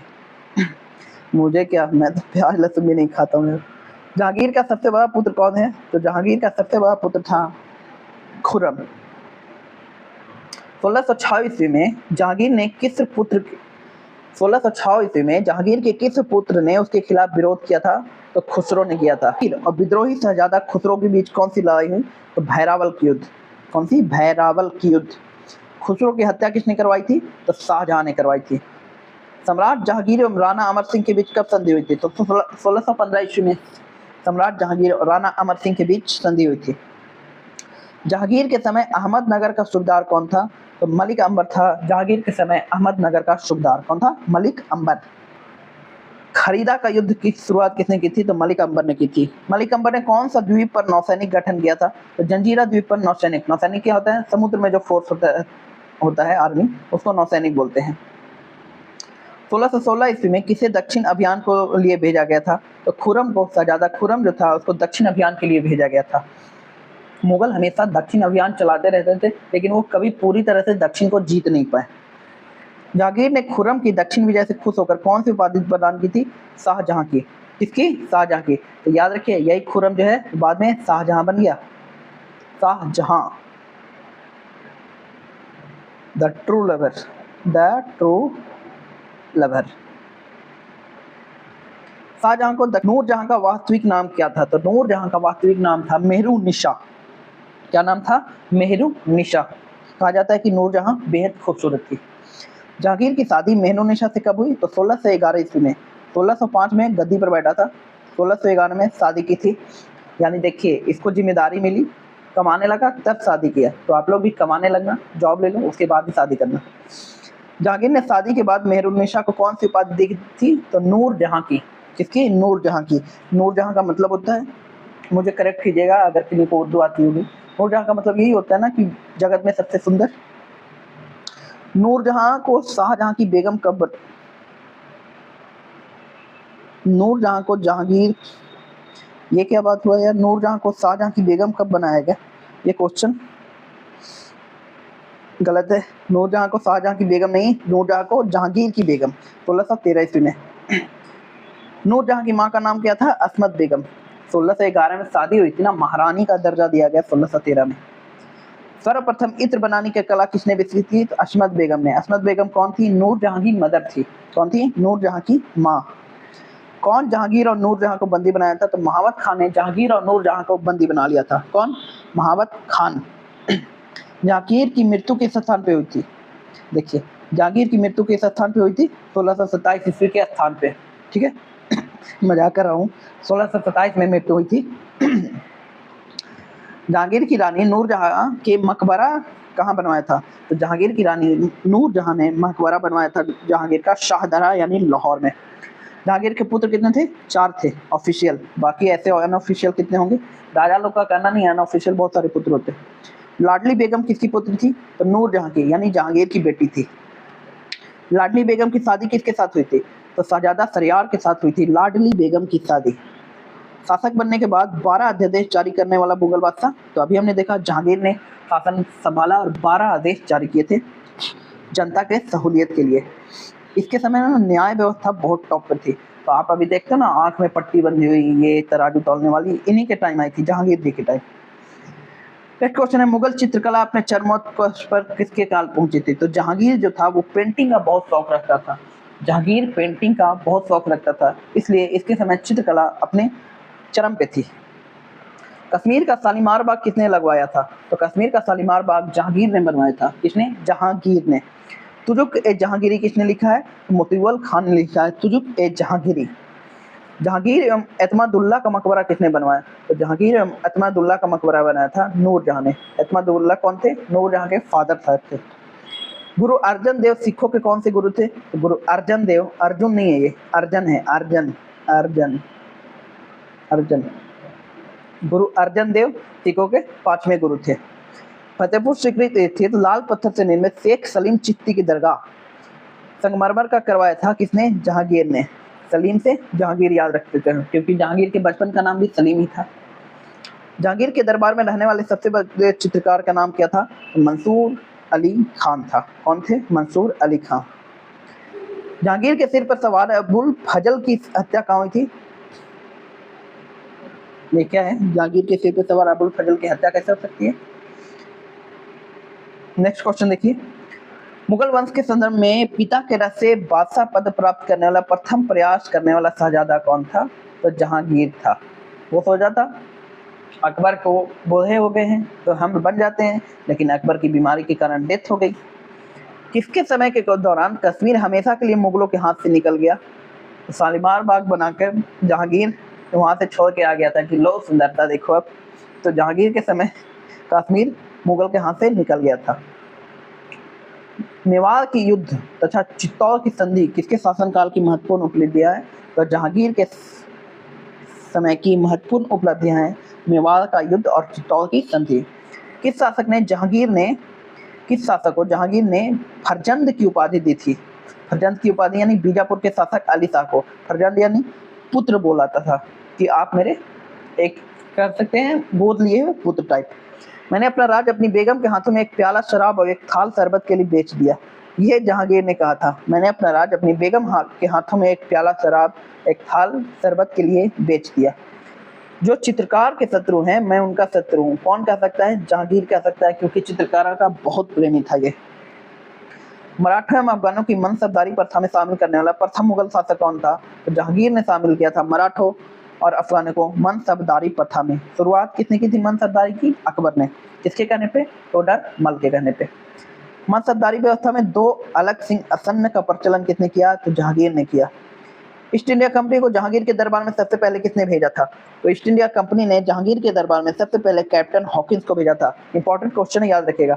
जहांगीर के दरबार में सबसे पहले आने वाला अंग्रेज कौन था? Captain Hawkins. कौन था? Captain Hawkins. हॉकी खेलता था इसलिए इसका नाम हॉकिंस हो गया था। मजाक कर रहा हूँ यार। किस अंग्रेज को जहांगीर ने खान की उपाधि से सम्मानित किया था? तो कैप्टन हॉकिंस को जहांगीर ने खान की उपाधि से सम्मानित किया था। किस मुगल शासक का मकबरा भारत में नहीं है? तो अभी हमने देखा जहांगीर का मकबरा लाहौर में है। लाहौर में। जहांगीर सबसे अधिक किसके लिए प्रसिद्ध था? तो जहांगीर सबसे अधिक किसके लिए प्रसिद्ध था? न्याय और चित्रकारी के लिए। पेंटिंग इसके काल में बहुत चरम पे थी। अंग्रेजी यात्री सर टॉमस रो किस मुगल शासक के काल में भारत आया था? तो जहांगीर के शासनकाल में अंग्रेजी यात्री सर टॉमस रो भारत आया था। किस शासक के समय तंबाकू की खेती शुरू हुई? तो तंबाकू की खेती किसने की थी? अंग्रेजों ने नहीं, यूरोपियन ने। अकबर ने। शायद फ्रांस से आई थी तंबाकू की, मैं एक बार कंफर्म नहीं हूँ, आप गूगल पे चेक कर लेना।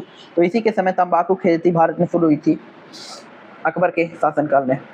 जहांगीर के सैन्य अभियानों की महत्वपूर्ण उपलब्धि क्या थी? तो कंधार की हार थी। वाह, महत्वपूर्ण उपलब्धि कंधार की हार। कंधार मतलब हार गया था, कंधार से नहीं आ रहा था, कंधार हार गया था। ये सैन्य उपलब्धि महत्वपूर्ण थी। जहांगीर ने अपनी पत्नी को किस उपाधि से बादशाह बेगम की उपाधि प्रदान की? तो नूरजहां बोलता था, नूरजहां। सिकंदर स्थान अकबर का मकबरा का निर्माण किसके द्वारा करवाया गया था? तो जहांगीर ने। सिकंदराबाद में अकबर का मकबरा कहाँ है? सिकंदराबाद में। मुगल बादशाहों में किसने अपनी आत्मकथा फारसी में लिखी? तो मुगल बादशाहों में जहांगीर ने अपनी आत्मकथा को फारसी में लिखा था। सिखों के 5वें गुरु अर्जन देव, नॉट अर्जुन देव, को फांसी किसने दिलवाई? तो जहांगीर ने सिखों के 5वें गुरु अर्जन देव को फांसी दे दिया था। शाहजहां गद्दी पर कब बैठा? तो शाहजहां गद्दी पर बैठा 1628 ईस्वी में। अब आते हैं हम लोग मुगल काल के उस काल में जहां मुगल आर्किटेक्चर का बहुत विकास होगा। इसका मुगल आर्किटेक्चर का मतलब जैसे बहुत अच्छी अच्छी बिल्डिंगें हमें बनने को देखने को मिलेगी, ये शाहजहां ने करवाया था। कब गद्दी पर बैठा? 1628 में। जहांगीर कब बैठा था? 1605 में, यानी मात्र 23 साल शासन किया इसने, जहांगीर ने। शाहजहां का विवाह किससे हुआ था? अर्जुबंद बानो बेगम से। क्या विवाह हुआ था? अर्जुबंद बानो बेगम से शाहजहां का विवाह हुआ था। वास्तविक नाम था खुर्रम, शहजादा खुर्रम। अर्जुबंद बानो बेगम को शाहजहां ने कौन सी उपाधि प्रदान की थी? तो मल्लिका ए जमानी का उपाधि प्रदान किया था अर्जुबंद बानो बेगम को। अर्जुबंद बानो बेगम को अन्य किस नाम से जाना जाता था? तो मुमताज महल के नाम से जाना जाता था अर्जुबंद बानो बेगम। शाहजहां ने मुमताज की स्मृति में कौन सी स्मारक बनाई है? तो ताजमहल बनवाई है मुमताज के स्मृति में। ठीक है, मुमताज महल किसकी पुत्री थी? आसफ खान की पुत्री थी। किसकी? आसफ खान की। शाहजहां ने ऐसे 14 निकाह किया था। अर्जुबंद बानो बेगम की फुआ का नाम पता है आपको? नूरजहां। जहांगीर की वाइफ जो थी वो अर्जुबंद बानो बेगम की फुआ थी। मुमताज महल किसकी पुत्री थी? आसफ खान की, यानी नूरजहां के भाई थे आसफ खान। शाहजहां किस उपाधि के साथ गद्दी पर बैठा? तो इतना बड़ा उपाधि था, अब्दुल मुजफ्फर साहबुद्दीन मोहम्मद साहिब एक किरानी एहसानी। अगर याद कर सकते हो तो याद कर लो, नहीं तो ऑप्शन देख के पता चल जाएगा कि शाहजहां का था। शाहजहां ने किसे खान खाना की उपाधि प्रदान की थी? तो महावत खान को शाहजहां ने खान खाना की उपाधि प्रदान की थी। नेक्स्ट क्वेश्चन देखिए, सिखों के छठे गुरु को शाहजहां से संघर्ष हुआ था, और छठे गुरु कौन थे? हरगोविंद। शाहजहां ने दक्षिण का सूबेदार किसे नियुक्त किया था? औरंगजेब को दक्षिण का सूबेदार नियुक्त किया था शाहजहां ने।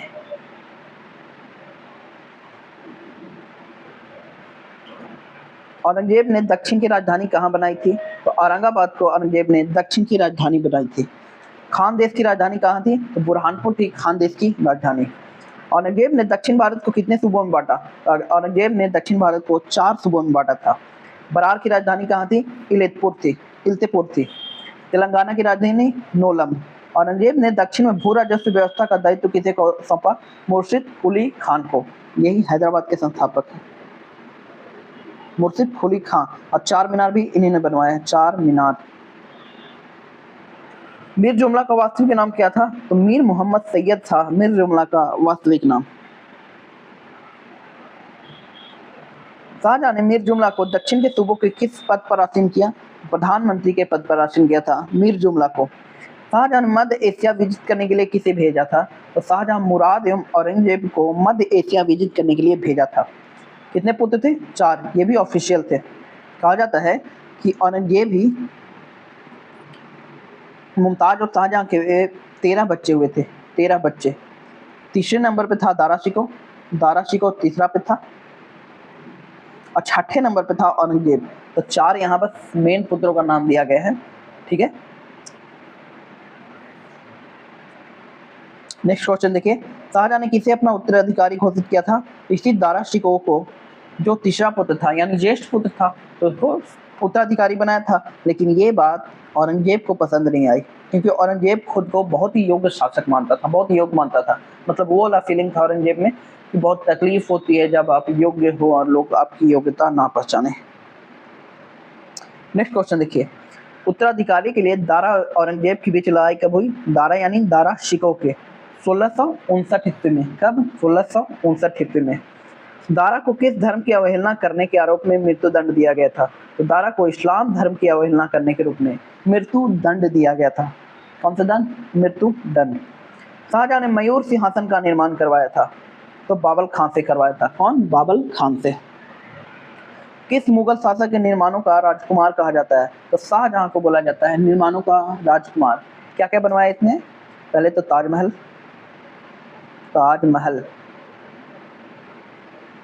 दिल्ली का लाल किला,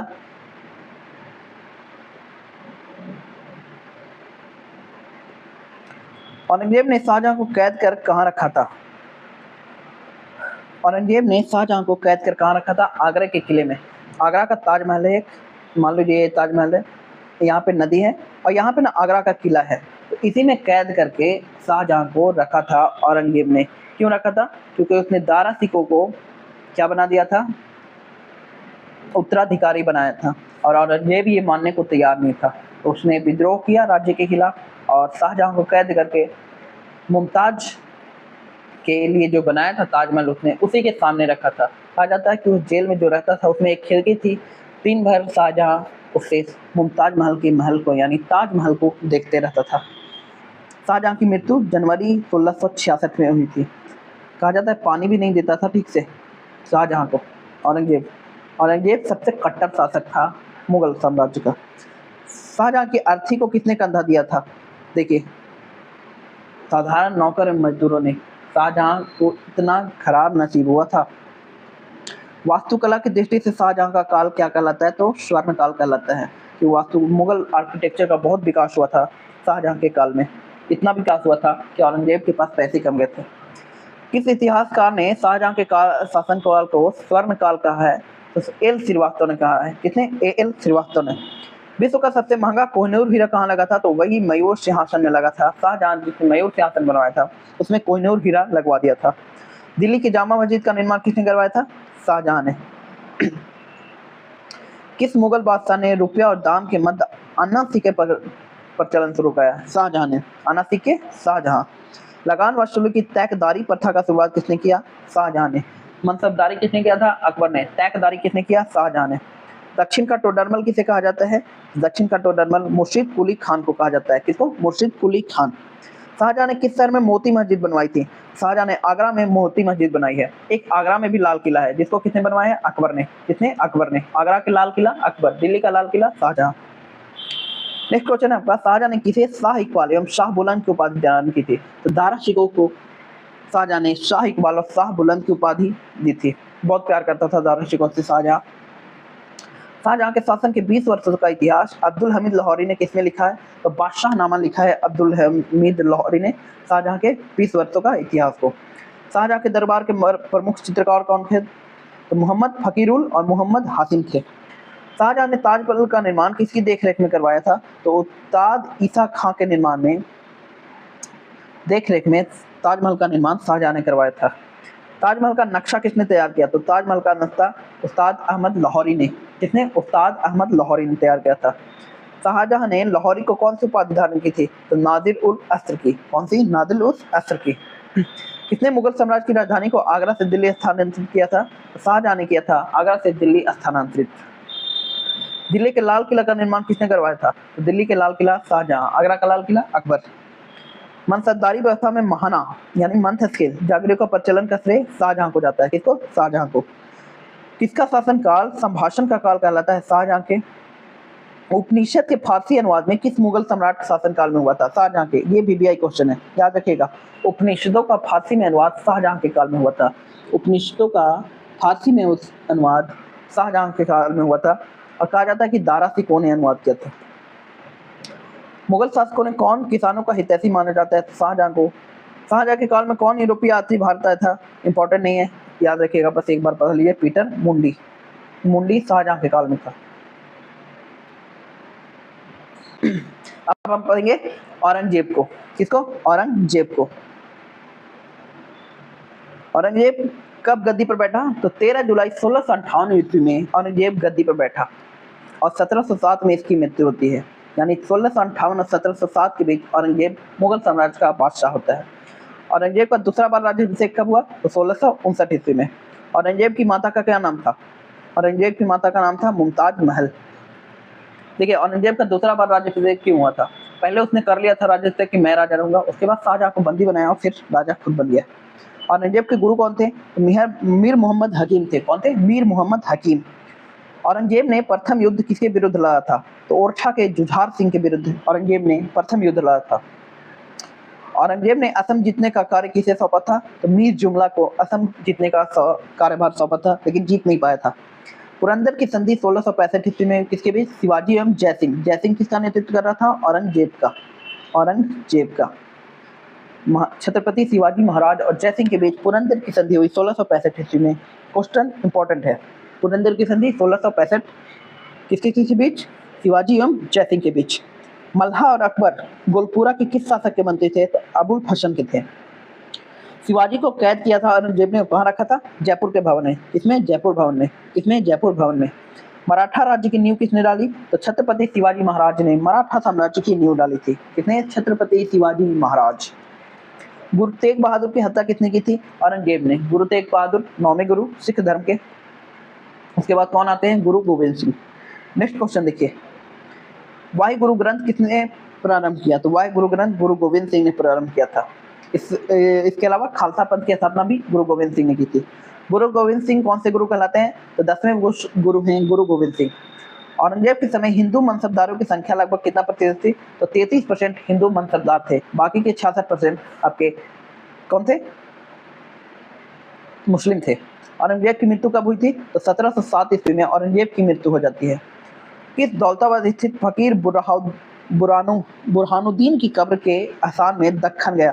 तो औरंगजेब ने अपने शासन का आधार किसे बनाया था? तो कुरान के अनुसार इसका शासन चलता था, कुरान के अनुसार इसके नियम चलता था, इसलिए इसको कट्टर मुसलमान बोला जाता है। कट्टर मुसलमान शासक औरंगजेब। औरंगजेब ने जजिया कर को फिर से लागू किया था 1679 ईस्वी में। जजिया कर क्या होता है? अगर आप गैर मुस्लिम हैं तो आपको कर देना पड़ेगा कि आप मुस्लिम क्यों नहीं है, या फिर मुस्लिम धर्म स्वीकार कर लीजिए। बनारस के विश्वनाथ मंदिर और मथुरा के केशव राय मंदिर को किसने तोड़वाया? तो औरंगजेब ने 1659 ईस्वी में बनारस के विश्वनाथ मंदिर को तोड़वा दिया था। कब? 1669 में। शिवाजी ने मुगलों को किस संधि के द्वारा किलों का सत्तारित किया था? तो पुरंदर का संधि जब हुआ था तो शिवाजी ने मुगलों को किलों के संतारित किया था, भेजा था, मतलब किले दे दिए थे। किस मुगल बादशाह को आलमगीर कहा जाता है? तो औरंगजेब को आलमगीर बोला जाता है। आपने मूवी देखा होगा तानाजी, या फिर अभी जो आया छावा, उसमें आपने सुना होगा कि औरंगजेब को आलमगीर के नाम से संबोधित किया गया है। किस मुगल बादशाह को जिंदा पीर कहा जाता है? तो जिंदा पीर भी औरंगजेब को बोला जाता है। किसको? जिंदा पीर औरंगजेब, याद रखिएगा, इंपॉर्टेंट क्वेश्चन है। किस बादशाह के अंतर्गत मुगल सेना में सर्वाधिक हिंदू समाहित थे? तो मुगल सेना में सर्वाधिक हिंदू औरंगजेब के समाहित थे। किसके शासनकाल में? औरंगजेब के। मेन बात इसको क्या करना होता था कि हिंदू राजाओं पर कब्जा करना होता था, और ये सोचता था कि हिंदू ही मरे और मुसलमान क्यों मरेंगे, इसलिए हिंदू भर्ती करता था सबसे ज्यादा, ताकि अपने में लड़ते रहे उन लोग। किस गुरु की मृत्यु के लिए औरंगजेब जिम्मेदार था? तो गुरु तेग बहादुर की मृत्यु के लिए औरंगजेब जिम्मेदार था। धर्मत का युद्ध किसके बीच लड़ा गया? तो औरंगजेब और दारा शिकोह के बीच धर्मत का युद्ध लड़ा गया था, जिसमें औरंगजेब की विजय हुई थी। औरंगजेब ने अपने पिता को किस किले में नजरबंद कर दिया था? तो आगरा के किले में औरंगजेब ने अपने पिता को नजरबंद कर दिया गया था। जिस प्रकार रोम के फौज ने नेपोलियन को बर्बाद किया, उसी प्रकार दक्कन के फौज ने औरंगजेब को। यह किसकी टिप्पणी है? तो जदुनाथ सरकार जो है इनकी टिप्पणी है कि जिस प्रकार रोम के फौज ने नेपोलियन को बर्बाद किया, उसी प्रकार दक्कन के फौज ने औरंगजेब को बर्बाद करके रख दिया।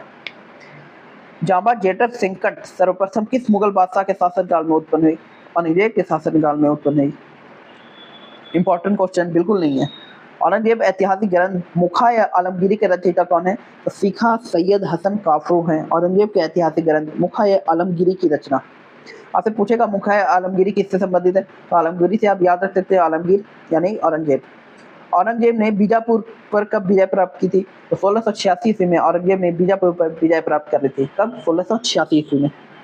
कौन सा विदेशी यात्री औरंगजेब के समय भारत आया था? निकोलो कोंची, मंची नहीं कोंची। कोंची आप बोलते हैं ना बिहार में कोंची, वही निकोलो कोंची औरंगजेब के समय भारत आ गया था। औरंगजेब का उत्तराधिकारी कौन था हुआ? तो बहादुर शाह प्रथम हुआ औरंगजेब का उत्तराधिकारी। औरंगजेब ने मीर जुमला को किसका प्रांत नियुक्त किया था? औरंगजेब ने मीर जुमला को नियुक्त किया था बंगाल प्रांत का अध्यक्ष नियुक्त किया था। किसका? बंगाल प्रांत का। उत्तराधिकारी के युद्ध के समय औरंगजेब सुदूर था। तो उत्तराधिकारी का युद्ध कब हुआ था? दारा शिकोह और औरंगजेब के बीच। कहाँ का युद्ध? धर्मत का युद्ध। कब? 1658 में। उसमें कब था? औरंगजेब क्या था? दक्कन का सरदार था।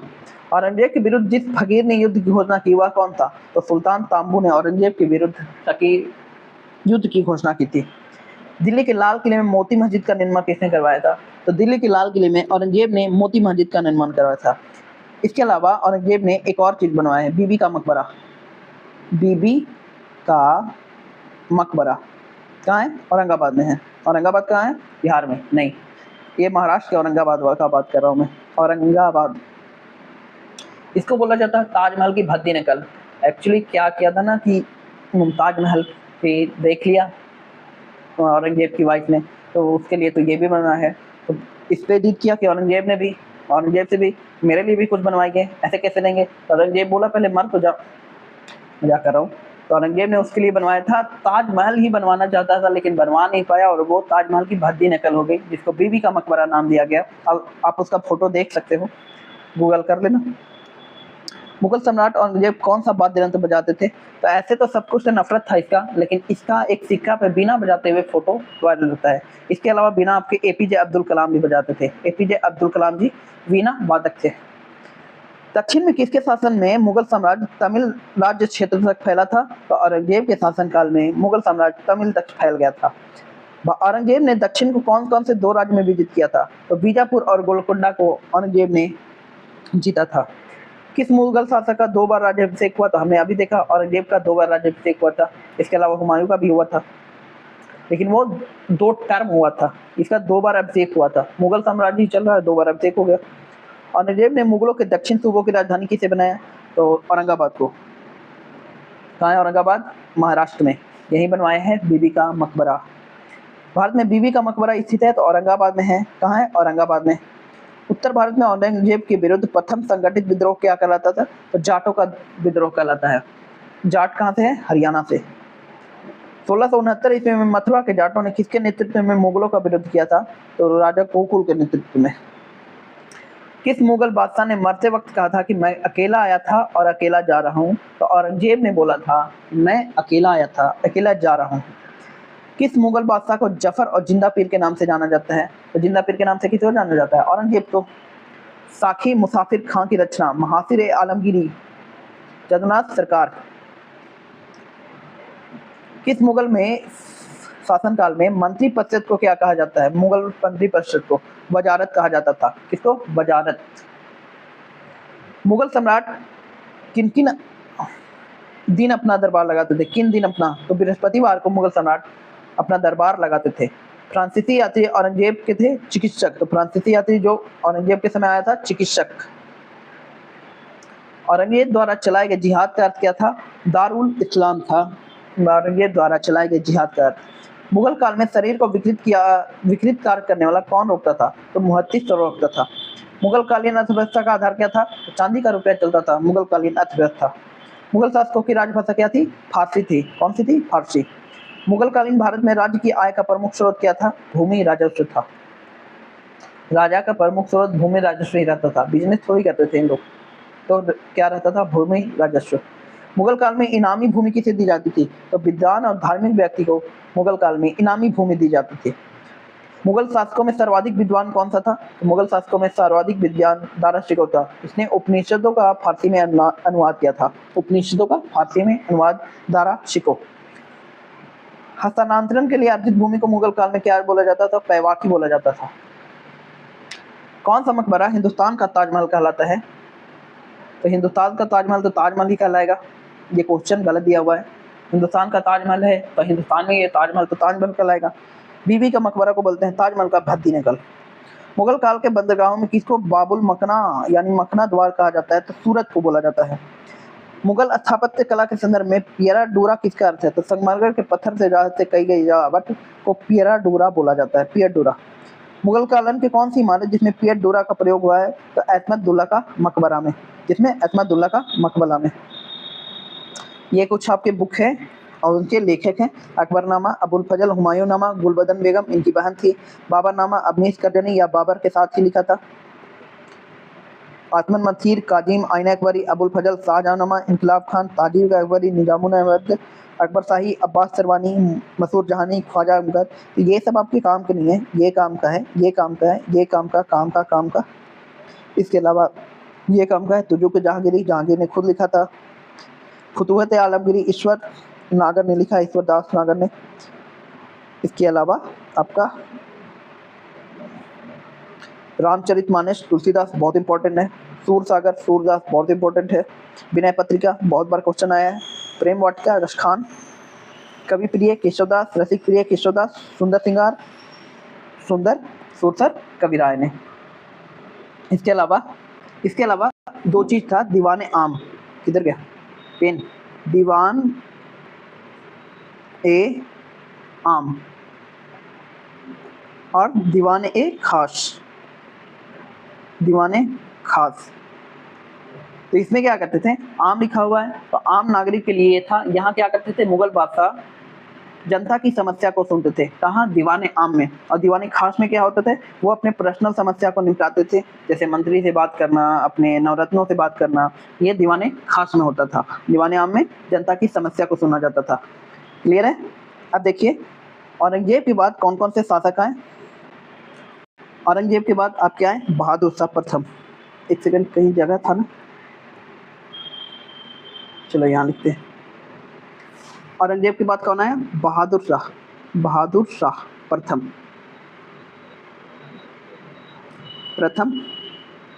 उसके बाद कौन आया? उसके बाद आया आपका जहादर शाह। जहादर शाह। उसके बाद आया आपका फर्रुख खशियार।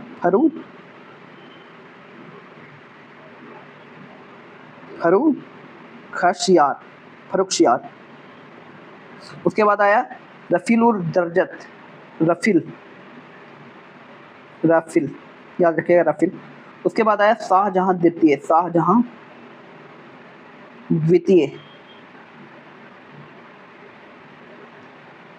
क्या द्वितीय? सेकंड लिखूं मैं? शाहजहां सेकंड। उसके बाद आया आपका मोहम्मद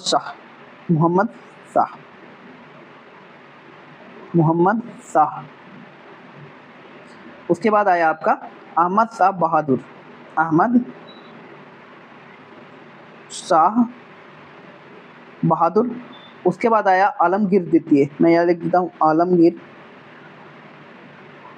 आलमगीर द्वितीय। उसके बाद कौन आया? शाहजहां तृतीय।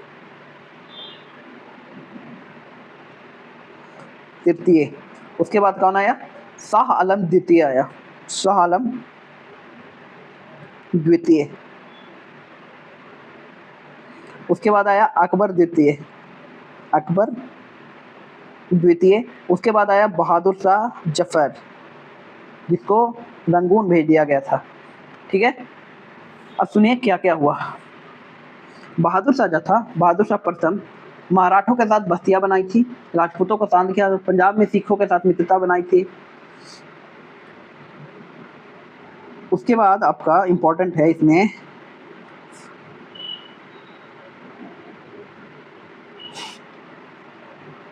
आलमगीर द्वितीय, कहाँ गया? आलमगीर द्वितीय इंपॉर्टेंट है, क्यों? 1757 के टाइम इसी के समय कौन सा युद्ध हुआ था? प्लासी की युद्ध, प्लासी की लड़ाई हुई थी। तब बहादुर शाह जफर 1764 ईस्वी में 1764 ईस्वी में फिर से बक्सर का युद्ध होता है, बक्सर का युद्ध अंग्रेजों के विरुद्ध, और इसमें ये भाई साहब मुगल हार जाते हैं और मुगल साम्राज्य पेंशन पेन को रंगून भेज देते हैं। कहाँ? रंगून। इसी प्रकार मुगल साम्राज्य का अंत हो जाता है भारत में। और बेल आइकन दबा देना। तब तक के लिए मिलते हैं आपसे फिर नेक्स्ट वीडियो में। तब तक के लिए जय हिंद, जय भारत।